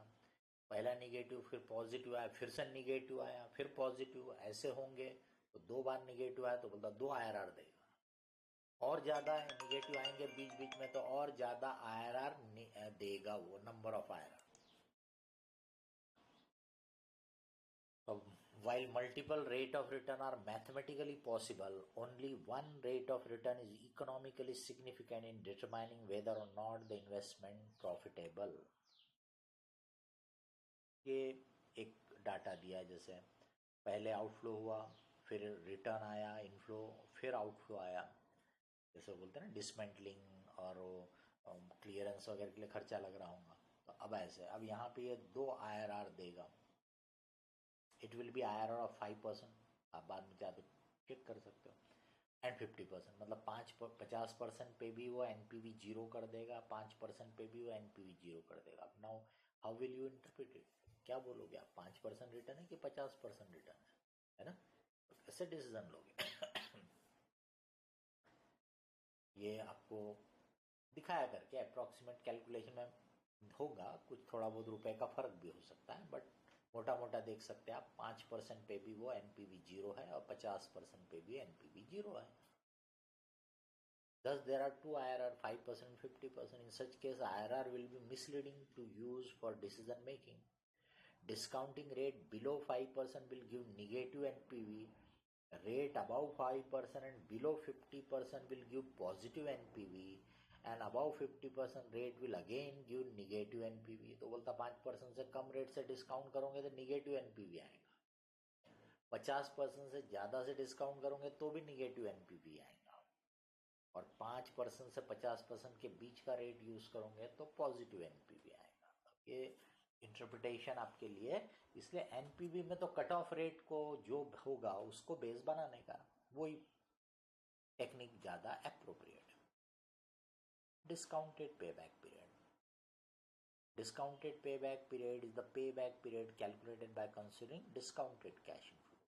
एग्जाम्पल से समझ में आ जाता है कि जैसे इसमें सिंपल पे बैक, ये जो डाटा एग्जाम्पल का रेफर किया 2 ईयर एंड 8 मंथ आ रहा था, तो discounted pay back period 1.5 lakh का इन्वेस्टमेंट है, तो कैसे होगा? पहले साल का कैश फ्लो है 50, फिर 60, फिर 60, फिर 60, ठीक है। तो अब वो पीवी फैक्टर लिया है 15% जो रेट था उससे, तो डिस्काउंटेड कैश फ्लो आया। अब डिस्काउंटेड कैश फ्लो को एक्यूमुलेट किया तो देखेंगे पहले साल में ये क्यूमुलेटिव कैश फ्लो 43,500 है, मतलब पे बैक अचीव नहीं हुआ। फिर सेकेंड ईयर में 88,860 है, तब भी पे बैक अचीव नहीं हुआ। थर्ड ईयर में 128 है, जबकि हमारा इन्वेस्टमेंट 1,50,000 है, तो अभी भी नहीं अचीव हुआ। फोर्थ ईयर में हम 166 पे चले गए, इसका मतलब फोर्थ ईयर में पे बैक अचीव हो गया। अब फोर्थ ईयर में कब, तो वही इंटरपोलेट करके अपन निकाल सकते हैं कि भी 12 महीने के कैश फ्लो है 37,752, ठीक है, वहीं लिखा मैंने इसलिए, मल्टीप्लाइड बाय, मेरे को 1,28,000 को 1,50,000 पे ले जाना है, मतलब मेरे को और कितना कैश फ्लो चाहिए? 21,660, ये है ना। तो 21,660 से मल्टीप्लाई कर देना, तो आ जाएगा आपका कि 3 साल के बाद चौथे साल के कितने महीने।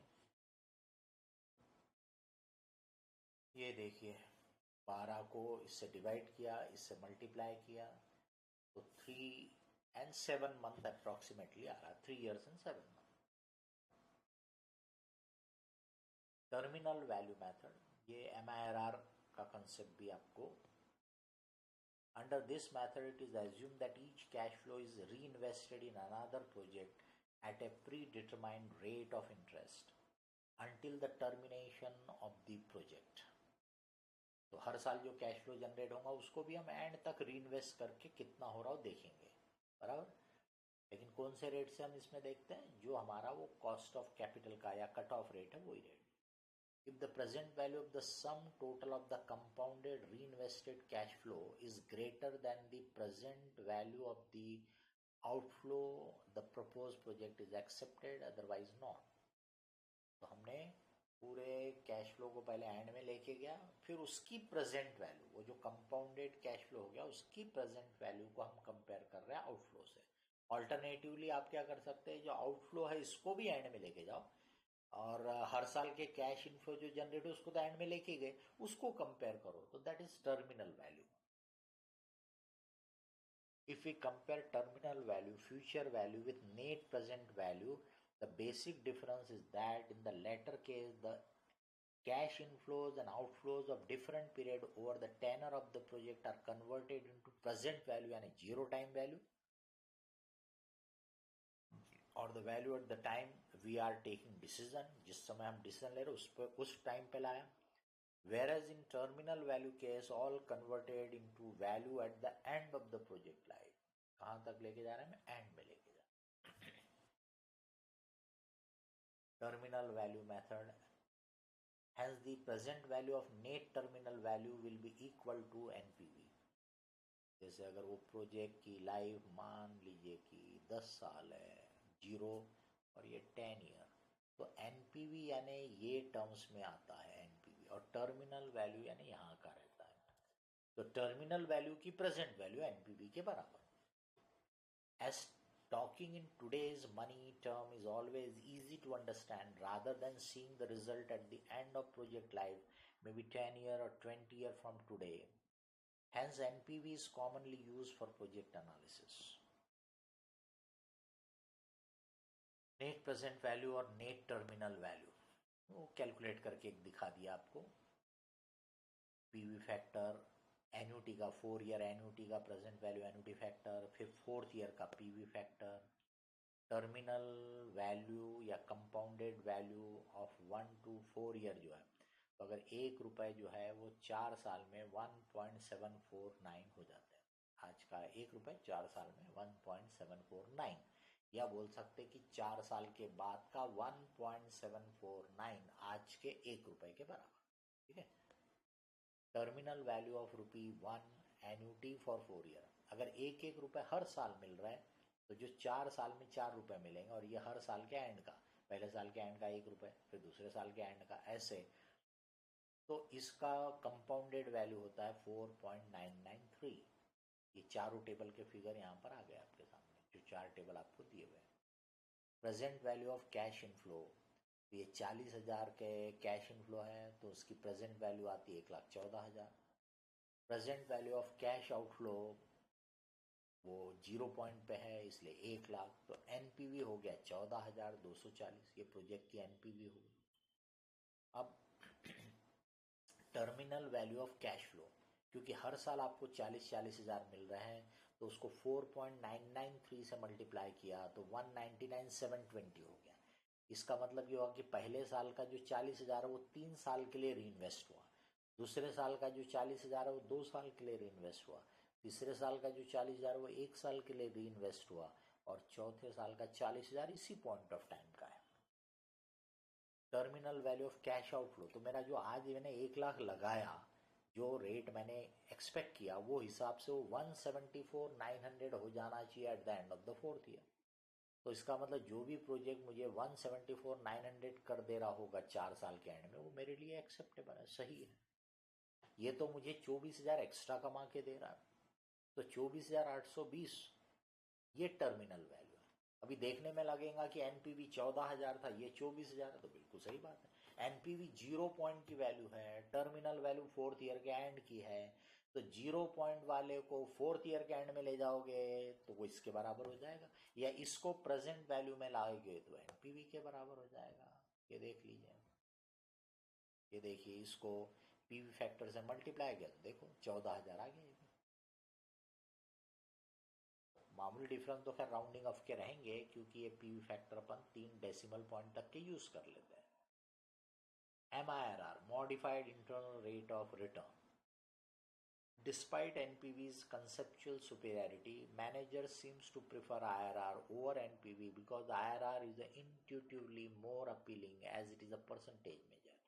क्योंकि IRR का एक फायदा क्या है, आपको एक रेट बताता है कि भाई आपका टारगेट था 15%, तो कितना मिल रहा था, 18 कि 20 कि 19, वो रेट बताता। एनपीवी वो रेट नहीं बताता, तो इसलिए वो बोल रहा है कि फाइनेंस वालों को बड़ा अपीलिंग लगता है। और उसका सबसे बड़ा ड्रॉबैक है वो री इन्वेस्टमेंट का। तो क्या ऐसा कोई रास्ता है कि वो री इन्वेस्टमेंट का जो एक फॉल्टी प्रिजम्पशन है उसको हटाया भी जा सके और परसेंटेज में हमारे को रेट भी मिल जाए? उसी के लिए MIRR है। If there is there a percentage measure that overcomes the shortcomings of the regular IRR? Yes, और उसका नाम है MIRR। और अभी जो टर्मिनल वैल्यू का कंसेप्ट देखा ना, उसी से मैच होता हुआ ये दिखेगा आपको। सिर्फ उसमें अपन ने दोनों को कंपेयर किया, अपन उसको कोई रेट में कन्वर्ट नहीं किया था, अपन ने उसको रेट में कन्वर्ट नहीं किया था। अब यहाँ आप देखेंगे, step 1, calculate the present value of the cost associated with the project using cost of capital R as the discount rate। मतलब आपके जो आउटफ्लोज है उसको प्रेजेंट वैल्यू में ला लो, जो भी कॉस्ट ऑफ कैपिटल थी उसके डिस्काउंट करके। Number 2, calculate the terminal value of the cash inflows expected from the project using cost of capital as rate. जैसे मैंने बोला वो 40,000 जो था पहले साल के एंड में आया, प्रोजेक्ट की टोटल लाइफ है 4 साल, पहला साल खत्म हो गया, इसका मतलब वो 40,000 3 साल के लिए री इन्वेस्ट हुआ, दूसरा 40,000 2 साल के लिए, तीसरा 40,000 1 साल के लिए, और चौथा 40,000 उसी समय मिला है, री इन्वेस्ट नहीं करना पड़ेगा। अब क्या करना, आपने आउटफ्लो को 0 पॉइंट में ला लिया और इनफ्लो जो जनरेट हुए थे एंड में लेके चले गए, है ना। अब आज का ये जो आउटफ्लो है ये एंड में इतना हो गया, तो क्या रेट से ये कंपाउंड हुआ है। तो अगर मैं टर्मिनल वैल्यू को present value, terminal value of inflow है वो, और प्रेजेंट वैल्यू ऑफ आउटफ्लो है, उससे डिवाइड करूंगा तो मेरे को कंपाउंडेड वैल्यू का फैक्टर देगा। कंपाउंड वैल्यू वो मैं टेबल पे देख के फिर रेट निकाल सकता हूँ। ऑल्टरनेटिवली अगर मैंने outflow divided by terminal value of inflow किया तो मेरे को पीवी फैक्टर देगा, उसका भी रेट मैं वो टेबल से रेफर करके निकाल सकता हूँ। ये देखिए, ये प्रेजेंट वैल्यू निकालना है, तो ये प्रेजेंट वैल्यू, ये terminal value divided by 1 plus MIRR raise to n, ये फॉर्मूला डिराइव करके दिखा रहा। अब इसको इधर से उधर शिफ्ट करेंगे, तो compounded value of MIRR is equal to terminal value divided by present value of outflow.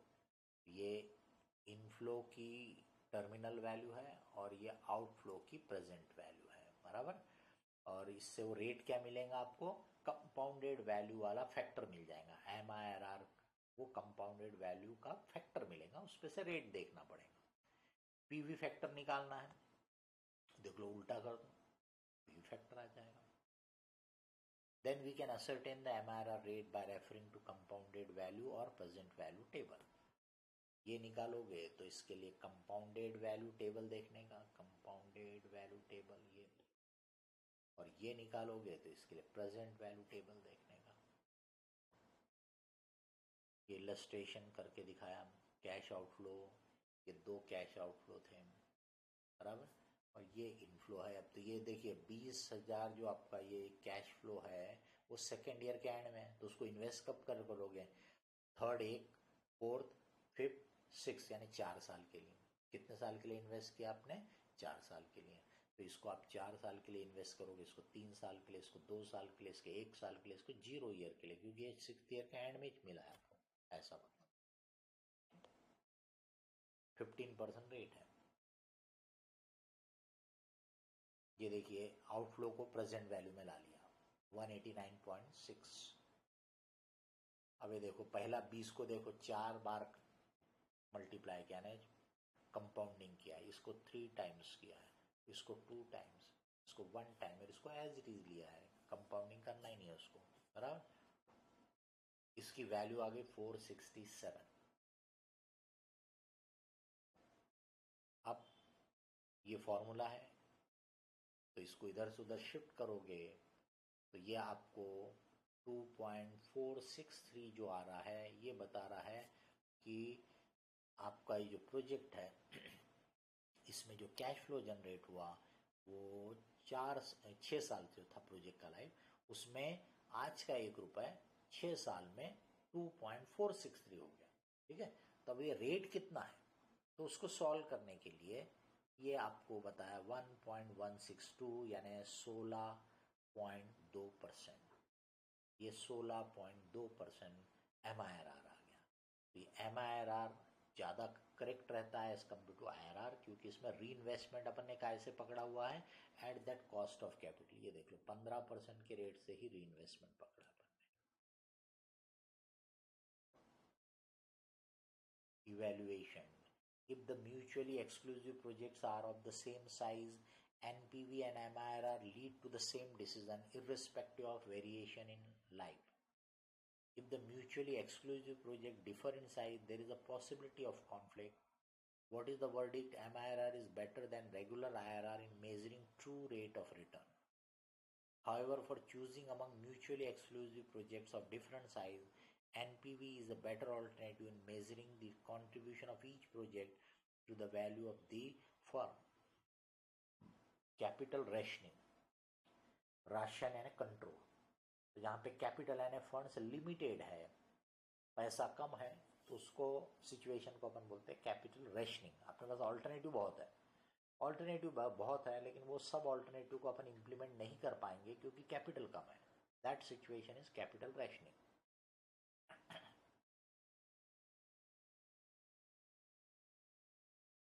अब इसमें किसको पैसा लगाना और किसको छोड़ना। तो if capital is unlimited then we can say simply accept all projects with positive NPV, but in practical life such situations are rarely applicable, क्योंकि पैसा लिमिटेड होता है।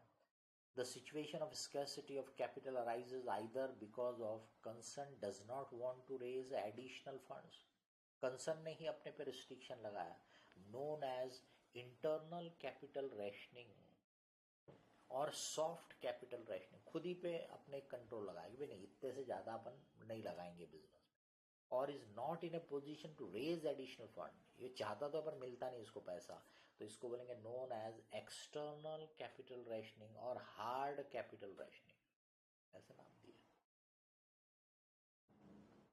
If the resources are scarce, it has to be used effectively so as to increase the shareholders' worth. Hence, the available capital should be allocated in such a way that the aggregate NPV of all this project is highest than any other feasible combination. तो आपने जो select किया वो project का जो NPV है total, वो सबसे ज़्यादा होना चाहिए। उसके बाद अगर कोई दूसरा कॉम्बिनेशन ऑफ प्रोजेक्ट आप बनाओगे तो उसका टोटल एनपीवी इससे कम ही होना चाहिए, तब हम बोलेंगे कि ये बेस्ट कॉम्बिनेशन है। इसके लिए प्रॉफिटेबिलिटी क्राइटेरिया को हम बेस बना के रैंकिंग करते हैं। Capital rating decisions will also be influenced by the fact that whether eligible projects are divisible or indivisible. The evaluation of mutually exclusive investment with unequal lives. अब दो project को हम कंपेयर कर रहे हैं, उनकी लाइफ अगर अलग अलग है तो फिर कैसे कंपेयर करेंगे भाई? एक प्रोजेक्ट 4 साल तक चलने वाला है, जैसे मशीन है, एक मशीन 4 साल तक चलने वाली, दूसरी मशीन 6 साल तक चलने वाली, तो कैसे अपन कंपैरिजन करेंगे? इस मशीन का कैश आउटफ्लो का प्रेजेंट वैल्यू निकाला बट वो 4 साल के लिए, इस मशीन का निकाला वो 6 साल के लिए। तो इसलिए यहाँ पे हमको कैसे कंपेयर करना है ऐसे केस में? The application of the net present value method is complicated when a choice must be made between 2 और more projects where the projects have unequal lives. A perfect comparison requires knowledge about future alternatives that will be available for the period of the difference in the lives of the project that are being considered.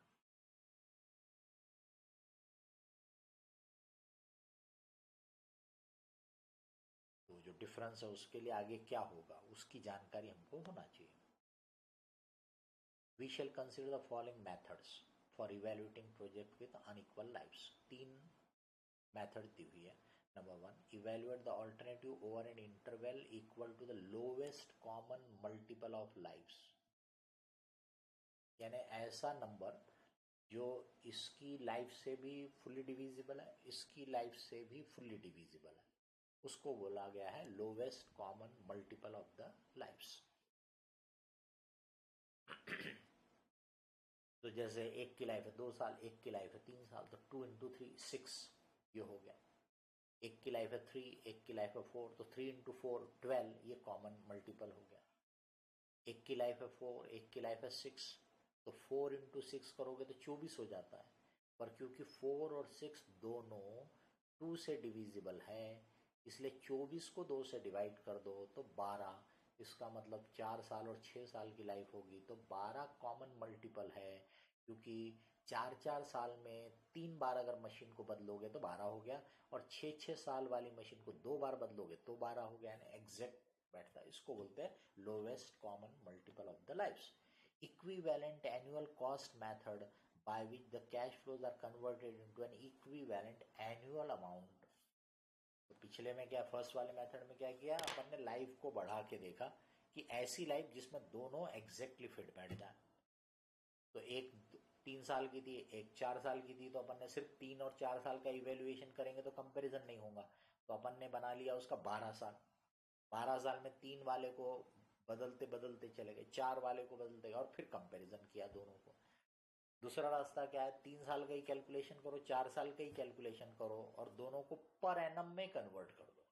3 साल वाले का per annum, 4 साल वाले का per annum, तो वो। और तीसरा रहता है estimated terminal value for one of the alternative. ये वहां पे है जहां पे प्रोजेक्ट की जो लाइफ होगी, यानी टोटल प्रोजेक्ट की लाइफ की कितने समय तक आप ये कर सकते हो रिप्लेसमेंट वाला, तो उसका लाइफ कम है, और आपका ये जो कॉमन मल्टीपल आ रहा है वो ज्यादा आ रहा।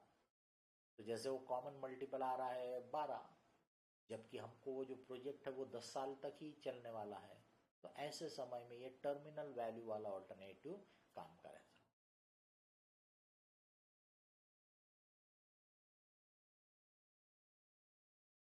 देख सकते हैं आप, मैंने ऑलरेडी एक्सप्लेन कर दिया।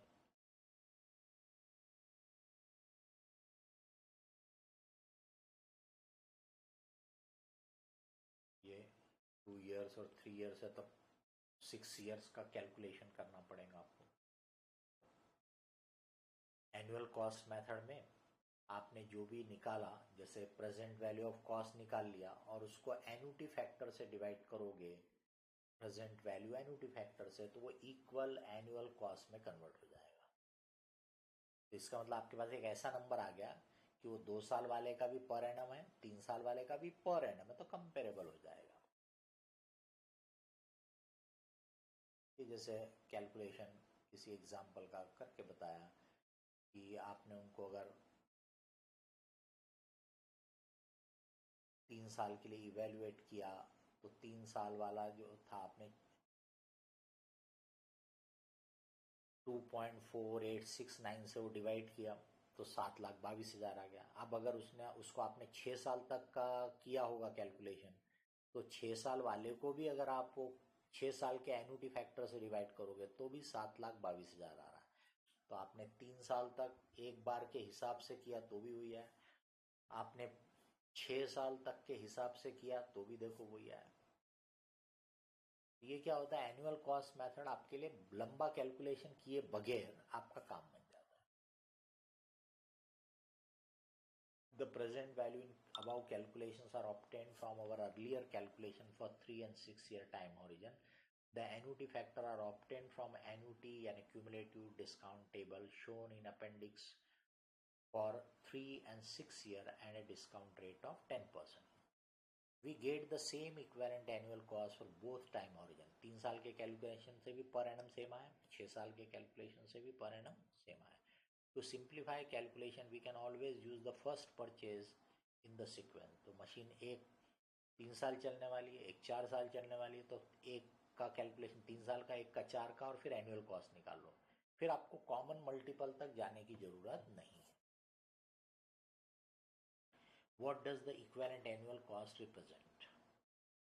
उसका मतलब क्या हो गया कि हर साल, मतलब जैसे 2 मशीन थी, मशीन ए बी, इसका निकला मेरा एनुअल कॉस्ट, भले लाइफ अलग अलग है, इसका एनुअल कॉस्ट निकला 1,00,000, इसका एनुअल कॉस्ट निकला 1,10,000।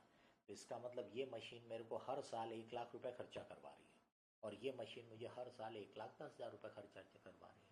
अब मेरे प्रोजेक्ट जब तक चलने वाला है पूरे में यही होने वाला है। ये कंपेरिजन हो गया। Merely that sequence of machine X cash flow is exactly like a sequence of cash flow of 722 per year. तो जो आपने 3 साल का टोटल निकाला या 6 साल का टोटल निकाला, उसकी जगह आप बोल सकते हैं हर साल का ये है। और दूसरी मशीन का ये आ रहा है, किसी इलस्ट्रेशन का डाटा है। स्ट्रीम ऑफ मशीन आपको किताब में मिल जाएंगे फुल इलस्ट्रेशन अगर आप देखोगे तो, ठीक है। Stream of machine x is costlier, x का 7,22,000 है, इसका 7,05,000, क्योंकि आउटफ्लो हो रहा, मशीन में कितना पैसा लग रहा, क्योंकि दोनों मशीन का यूज एक ही है। तो इसका मतलब जो इनफ्लो रहेगा वो इक्वल रहेगा, तो सिर्फ आउटफ्लो को आप कंपेयर कर लो। Using this method our decision rule is to choose the machine with the lower annual, क्योंकि यहाँ कॉस्ट की बात है, आउटफ्लो की बात है, तो ये मशीन वाई मेरा कम खर्चा कराएगी हर साल, तो इसलिए वो बेटर है। Note that when we use the common time horizon method, the present value of a sequence of machine X 6 साल में X का 3146 लगा था और Y का 3073 लगा था, यानी 73,000 6 साल में बचा, ऐसा आपको दिख रहा था Y यूज करने से। अब ये पर एनम में आपको दिखेगा कि 16,841 हर साल बचेगा। अब ये 16,841 हर साल जो बचेगा, इसकी प्रेजेंट वैल्यू निकालोगे 6 साल के सेविंग की, तो वो भी 73 आ जाएगी। तो दोनों रिजल्ट वही है। The equivalent annual cost method simplifies handling different multiples of life, खास करके जहां मल्टीपल कॉमन जो है वो लंबा पीरियड होगा। तो जैसे यहाँ पे एग्जाम्पल के तौर पे दिया कि एक की लाइफ जो है 3 and 8 years है, एक की लाइफ 3 साल, एक की लाइफ 8 साल, तो 24 साल होता।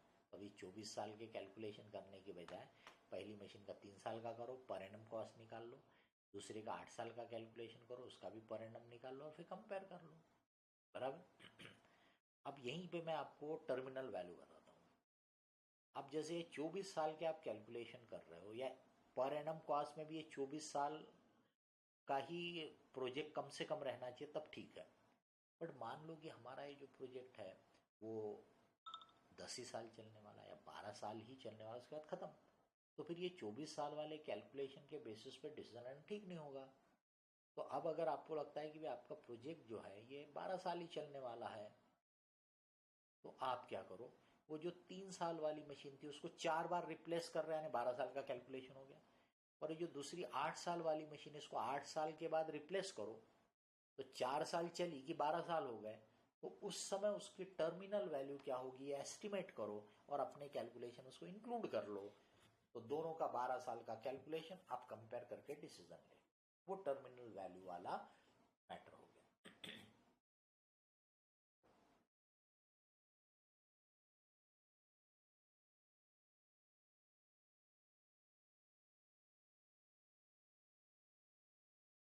ये जब तक वो कॉमन टाइम हॉरिजन तब तक के लिए ये दोनों मेथड, जैसे यहाँ ये 24 है, 24 साल तक चलने वाले होंगे, तो ये दोनों मेथड ठीक है, कॉमन मल्टीपल निकालो या पर एनम निकालो। अब यहाँ वो बताएगा, consider situation where machine A and B have a lives of 6 and 8 years. Assume that the life of the task to be performed by the machine is 10 years. अब because the task life is shorter than the lowest common multiple, इनका common multiple आता है 24, क्योंकि 6 अट्ठे 6 into 8 करोगे तो 48 आता है, but 6 और 8 दोनों 2 से डिविजिबल है, तो 48 को 2 से डिवाइड कर दो तो 24 हो गया। तो 24 ईयर तो ये प्रोजेक्ट चलेगा ही नहीं, तो यहाँ पे फिर टर्मिनल वैल्यू का कंसेप्ट लेना पड़ता है कि आपको 10 साल का कैलकुलेशन करना है, पहली मशीन 6 साल के बाद रिप्लेस करो, 4 साल और यूज करो, 10 साल हो गए, टर्मिनल वैल्यू एस्टिमेट करके डाल दो कैलकुलेशन में। दूसरी मशीन 8 साल के बाद रिप्लेस करो, 2 साल यूज करो, उसकी टर्मिनल वैल्यू एस्टिमेट करके डाल दो, दोनों का 10-10 साल का कैलकुलेशन टर्मिनल वैल्यू की मदद से क्लोज हो गया। अब वो आपको कंपेयर कर लो।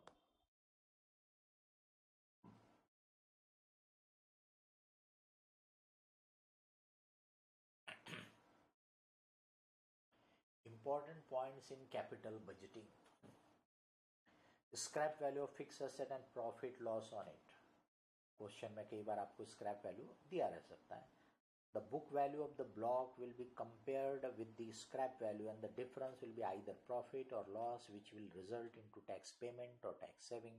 प्रॉफिट आया तो टैक्स लगा ऐसा मान लेने का, लॉस आया तो टैक्स बचा ऐसा मान लेने का, बराबर।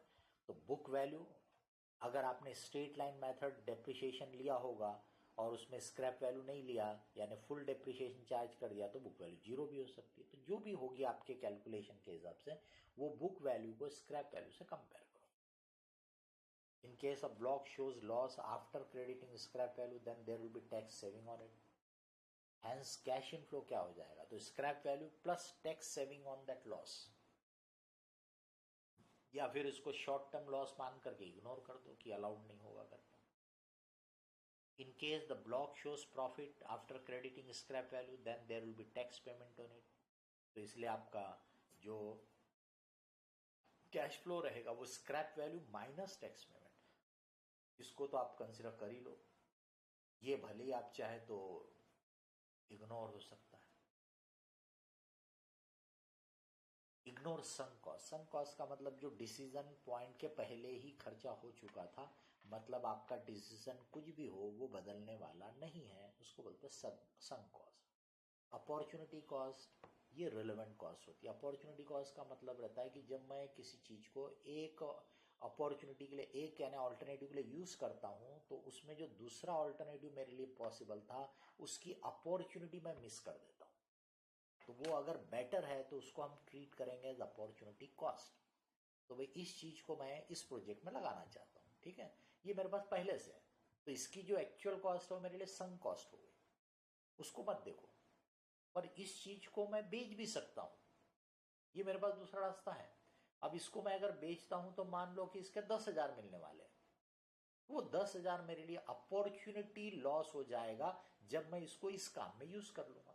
तो मैंने इस काम में यूज किया, मतलब बेचने की अपॉर्चुनिटी मिस कर दिया, मतलब 10,000 जो आने वाले थे वो मिस कर दिया, तो वो 10,000 को अपॉर्चुनिटी कॉस्ट बोलेंगे। एलोकेटेड ओवरहेड, यानी जो खर्च हो गया या होने वाला है और बस एलोकेट करते हो, तो कुछ हिस्सा इस प्रोजेक्ट पे भी डालते हो जिसके बारे में आप डिसीजन ले रहे हैं, तो उसको इंक्लूड मत करो। बट जो ओवरहेड एडिशनल लगते हैं, मतलब इस प्रोजेक्ट की वजह से लग रहा है, अगर ये प्रोजेक्ट नहीं करोगे तो नहीं लगेंगे, वो इंक्रीमेंटल ओवरहेड बिल्कुल लेना चाहिए। लॉन्ग टर्म फंड अप्रोच अपन रखते हैं। लॉन्ग टर्म फंड मतलब ओनर का भी और डेप्ट का भी मिला करके अपन टोटल फंड की बात करते हैं। फाइनेंसिंग ऑफ द प्रोजेक्ट वो कैपिटल बजटिंग के बाहर कर देते अपन अपन बोलते वो कैपिटल स्ट्रक्चर का डिसीजन आप अलग से ले लोगे, कॉमनली अपन करते हैं, ठीक है। कट ऑफ रेट मोस्टली अपन weighted average cost of capital या फिर अपना कोई टारगेट होगा वो रेट को लेते हैं।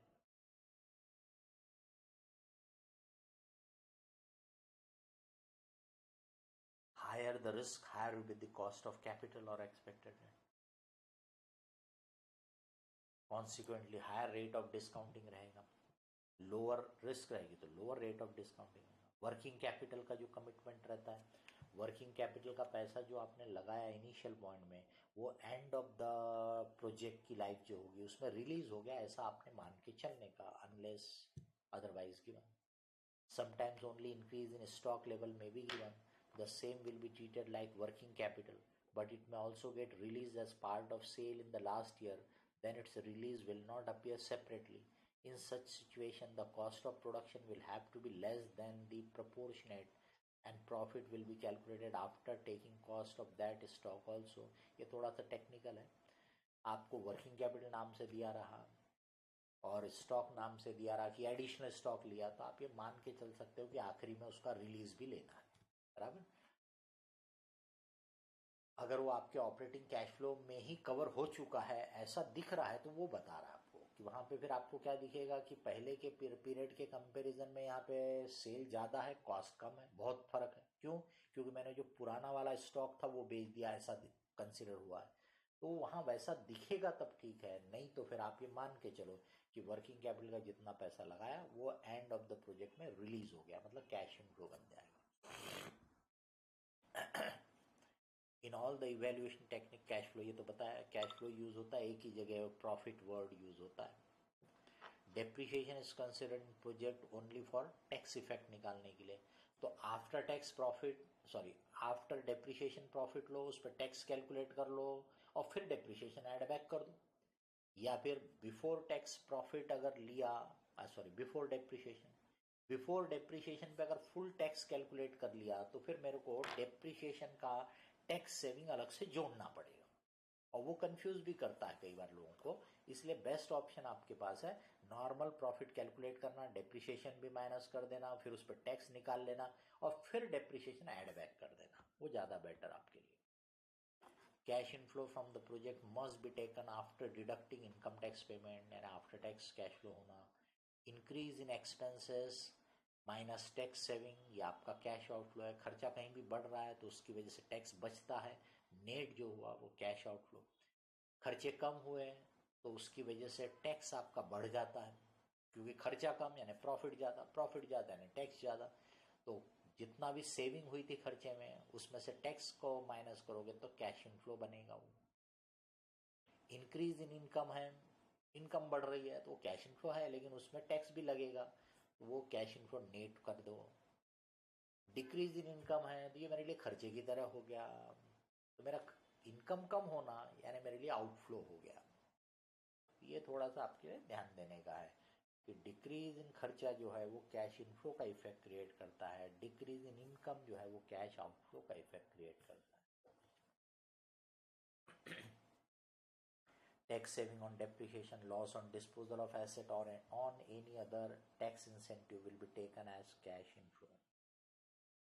और मैं जो फिर बता रहा हूँ टैक्स सेविंग ऑन डेप्रिसिएशन अलग से आप कई बार आपको लगेगा कि नहीं लिया, क्योंकि अपन ने क्या किया, प्रॉफिट पे जब टैक्स कैलकुलेट किया तो वो प्रॉफिट डेप्रिसिएशन के बाद वाला था, इसका मतलब ऑटोमेटिकली टैक्स सेविंग का इफेक्ट आ गया।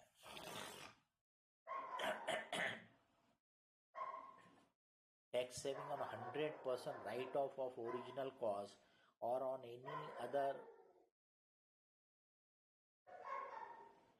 डॉग की आवाज आपके रिकॉर्डिंग में भी आ रही है, मैं चेक कर रहा था। और other expenses incurred at 0 years etc. should be considered as accruing at year 1 and not at 0 year।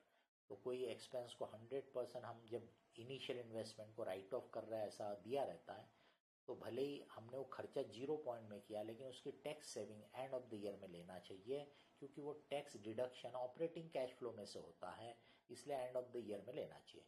कभी कभी आपके मॉड्यूल वगैरह में उन्होंने गलती भी की है, 0 पॉइंट में ही वो टैक्स सेविंग ली है, जो मेरे हिसाब से तो लेना चाहिए। फर्स्ट ईयर के एंड में.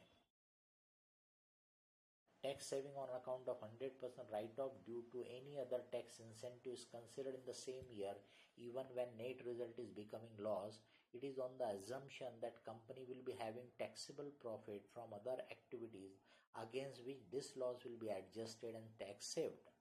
Alternatively, when this is the only activity of the company, then tax effect will be considered by carrying forward of loss and set off against subsequent year's profit.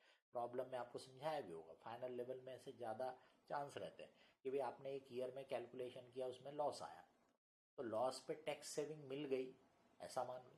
अब आप बोलोगे tax saving कैसे होगी, कोई government हमको tax तो वापस नहीं देती है. वो टैक्स सेविंग का मतलब रहता है मेरा जो दूसरा बिजनेस चल रहा है उसमें प्रॉफिट में मैं गवर्नमेंट को टैक्स देने वाला था, तो ये लॉस मैंने वहां सेट ऑफ कर लिया, मेरा टैक्स बच गया, ये मतलब होता है. तो इस प्रोजेक्ट के लिए वो कैश इनफ्लो का इफेक्ट. अगर ऐसा लिखा रहे कि this is the only project, यही काम है, दूसरा हमारे पास और कोई प्रॉफिट वाला काम नहीं है, तो फिर हमको इसको क्या करना पड़ेगा, इस साल का लॉस कैरी फॉरवर्ड करो, नेक्स्ट ईयर के प्रॉफिट में सेट ऑफ करो, बच गया होगा तो आगे ऐसा करना पड़ेगा. Accounting treatment of any item of expense income, उसका यहाँ पे मतलब नहीं रहता है कि अकाउंटिंग स्टैंडर्ड आपके क्या बोल रहे हैं, वो यहाँ इंपॉर्टेंट नहीं है. यहाँ इंपॉर्टेंट क्या है कि कैश फ्लो पे उनका इफेक्ट कैसा होता है, टैक्सेशन में उनका क्या रोल है, वो इंपॉर्टेंट है.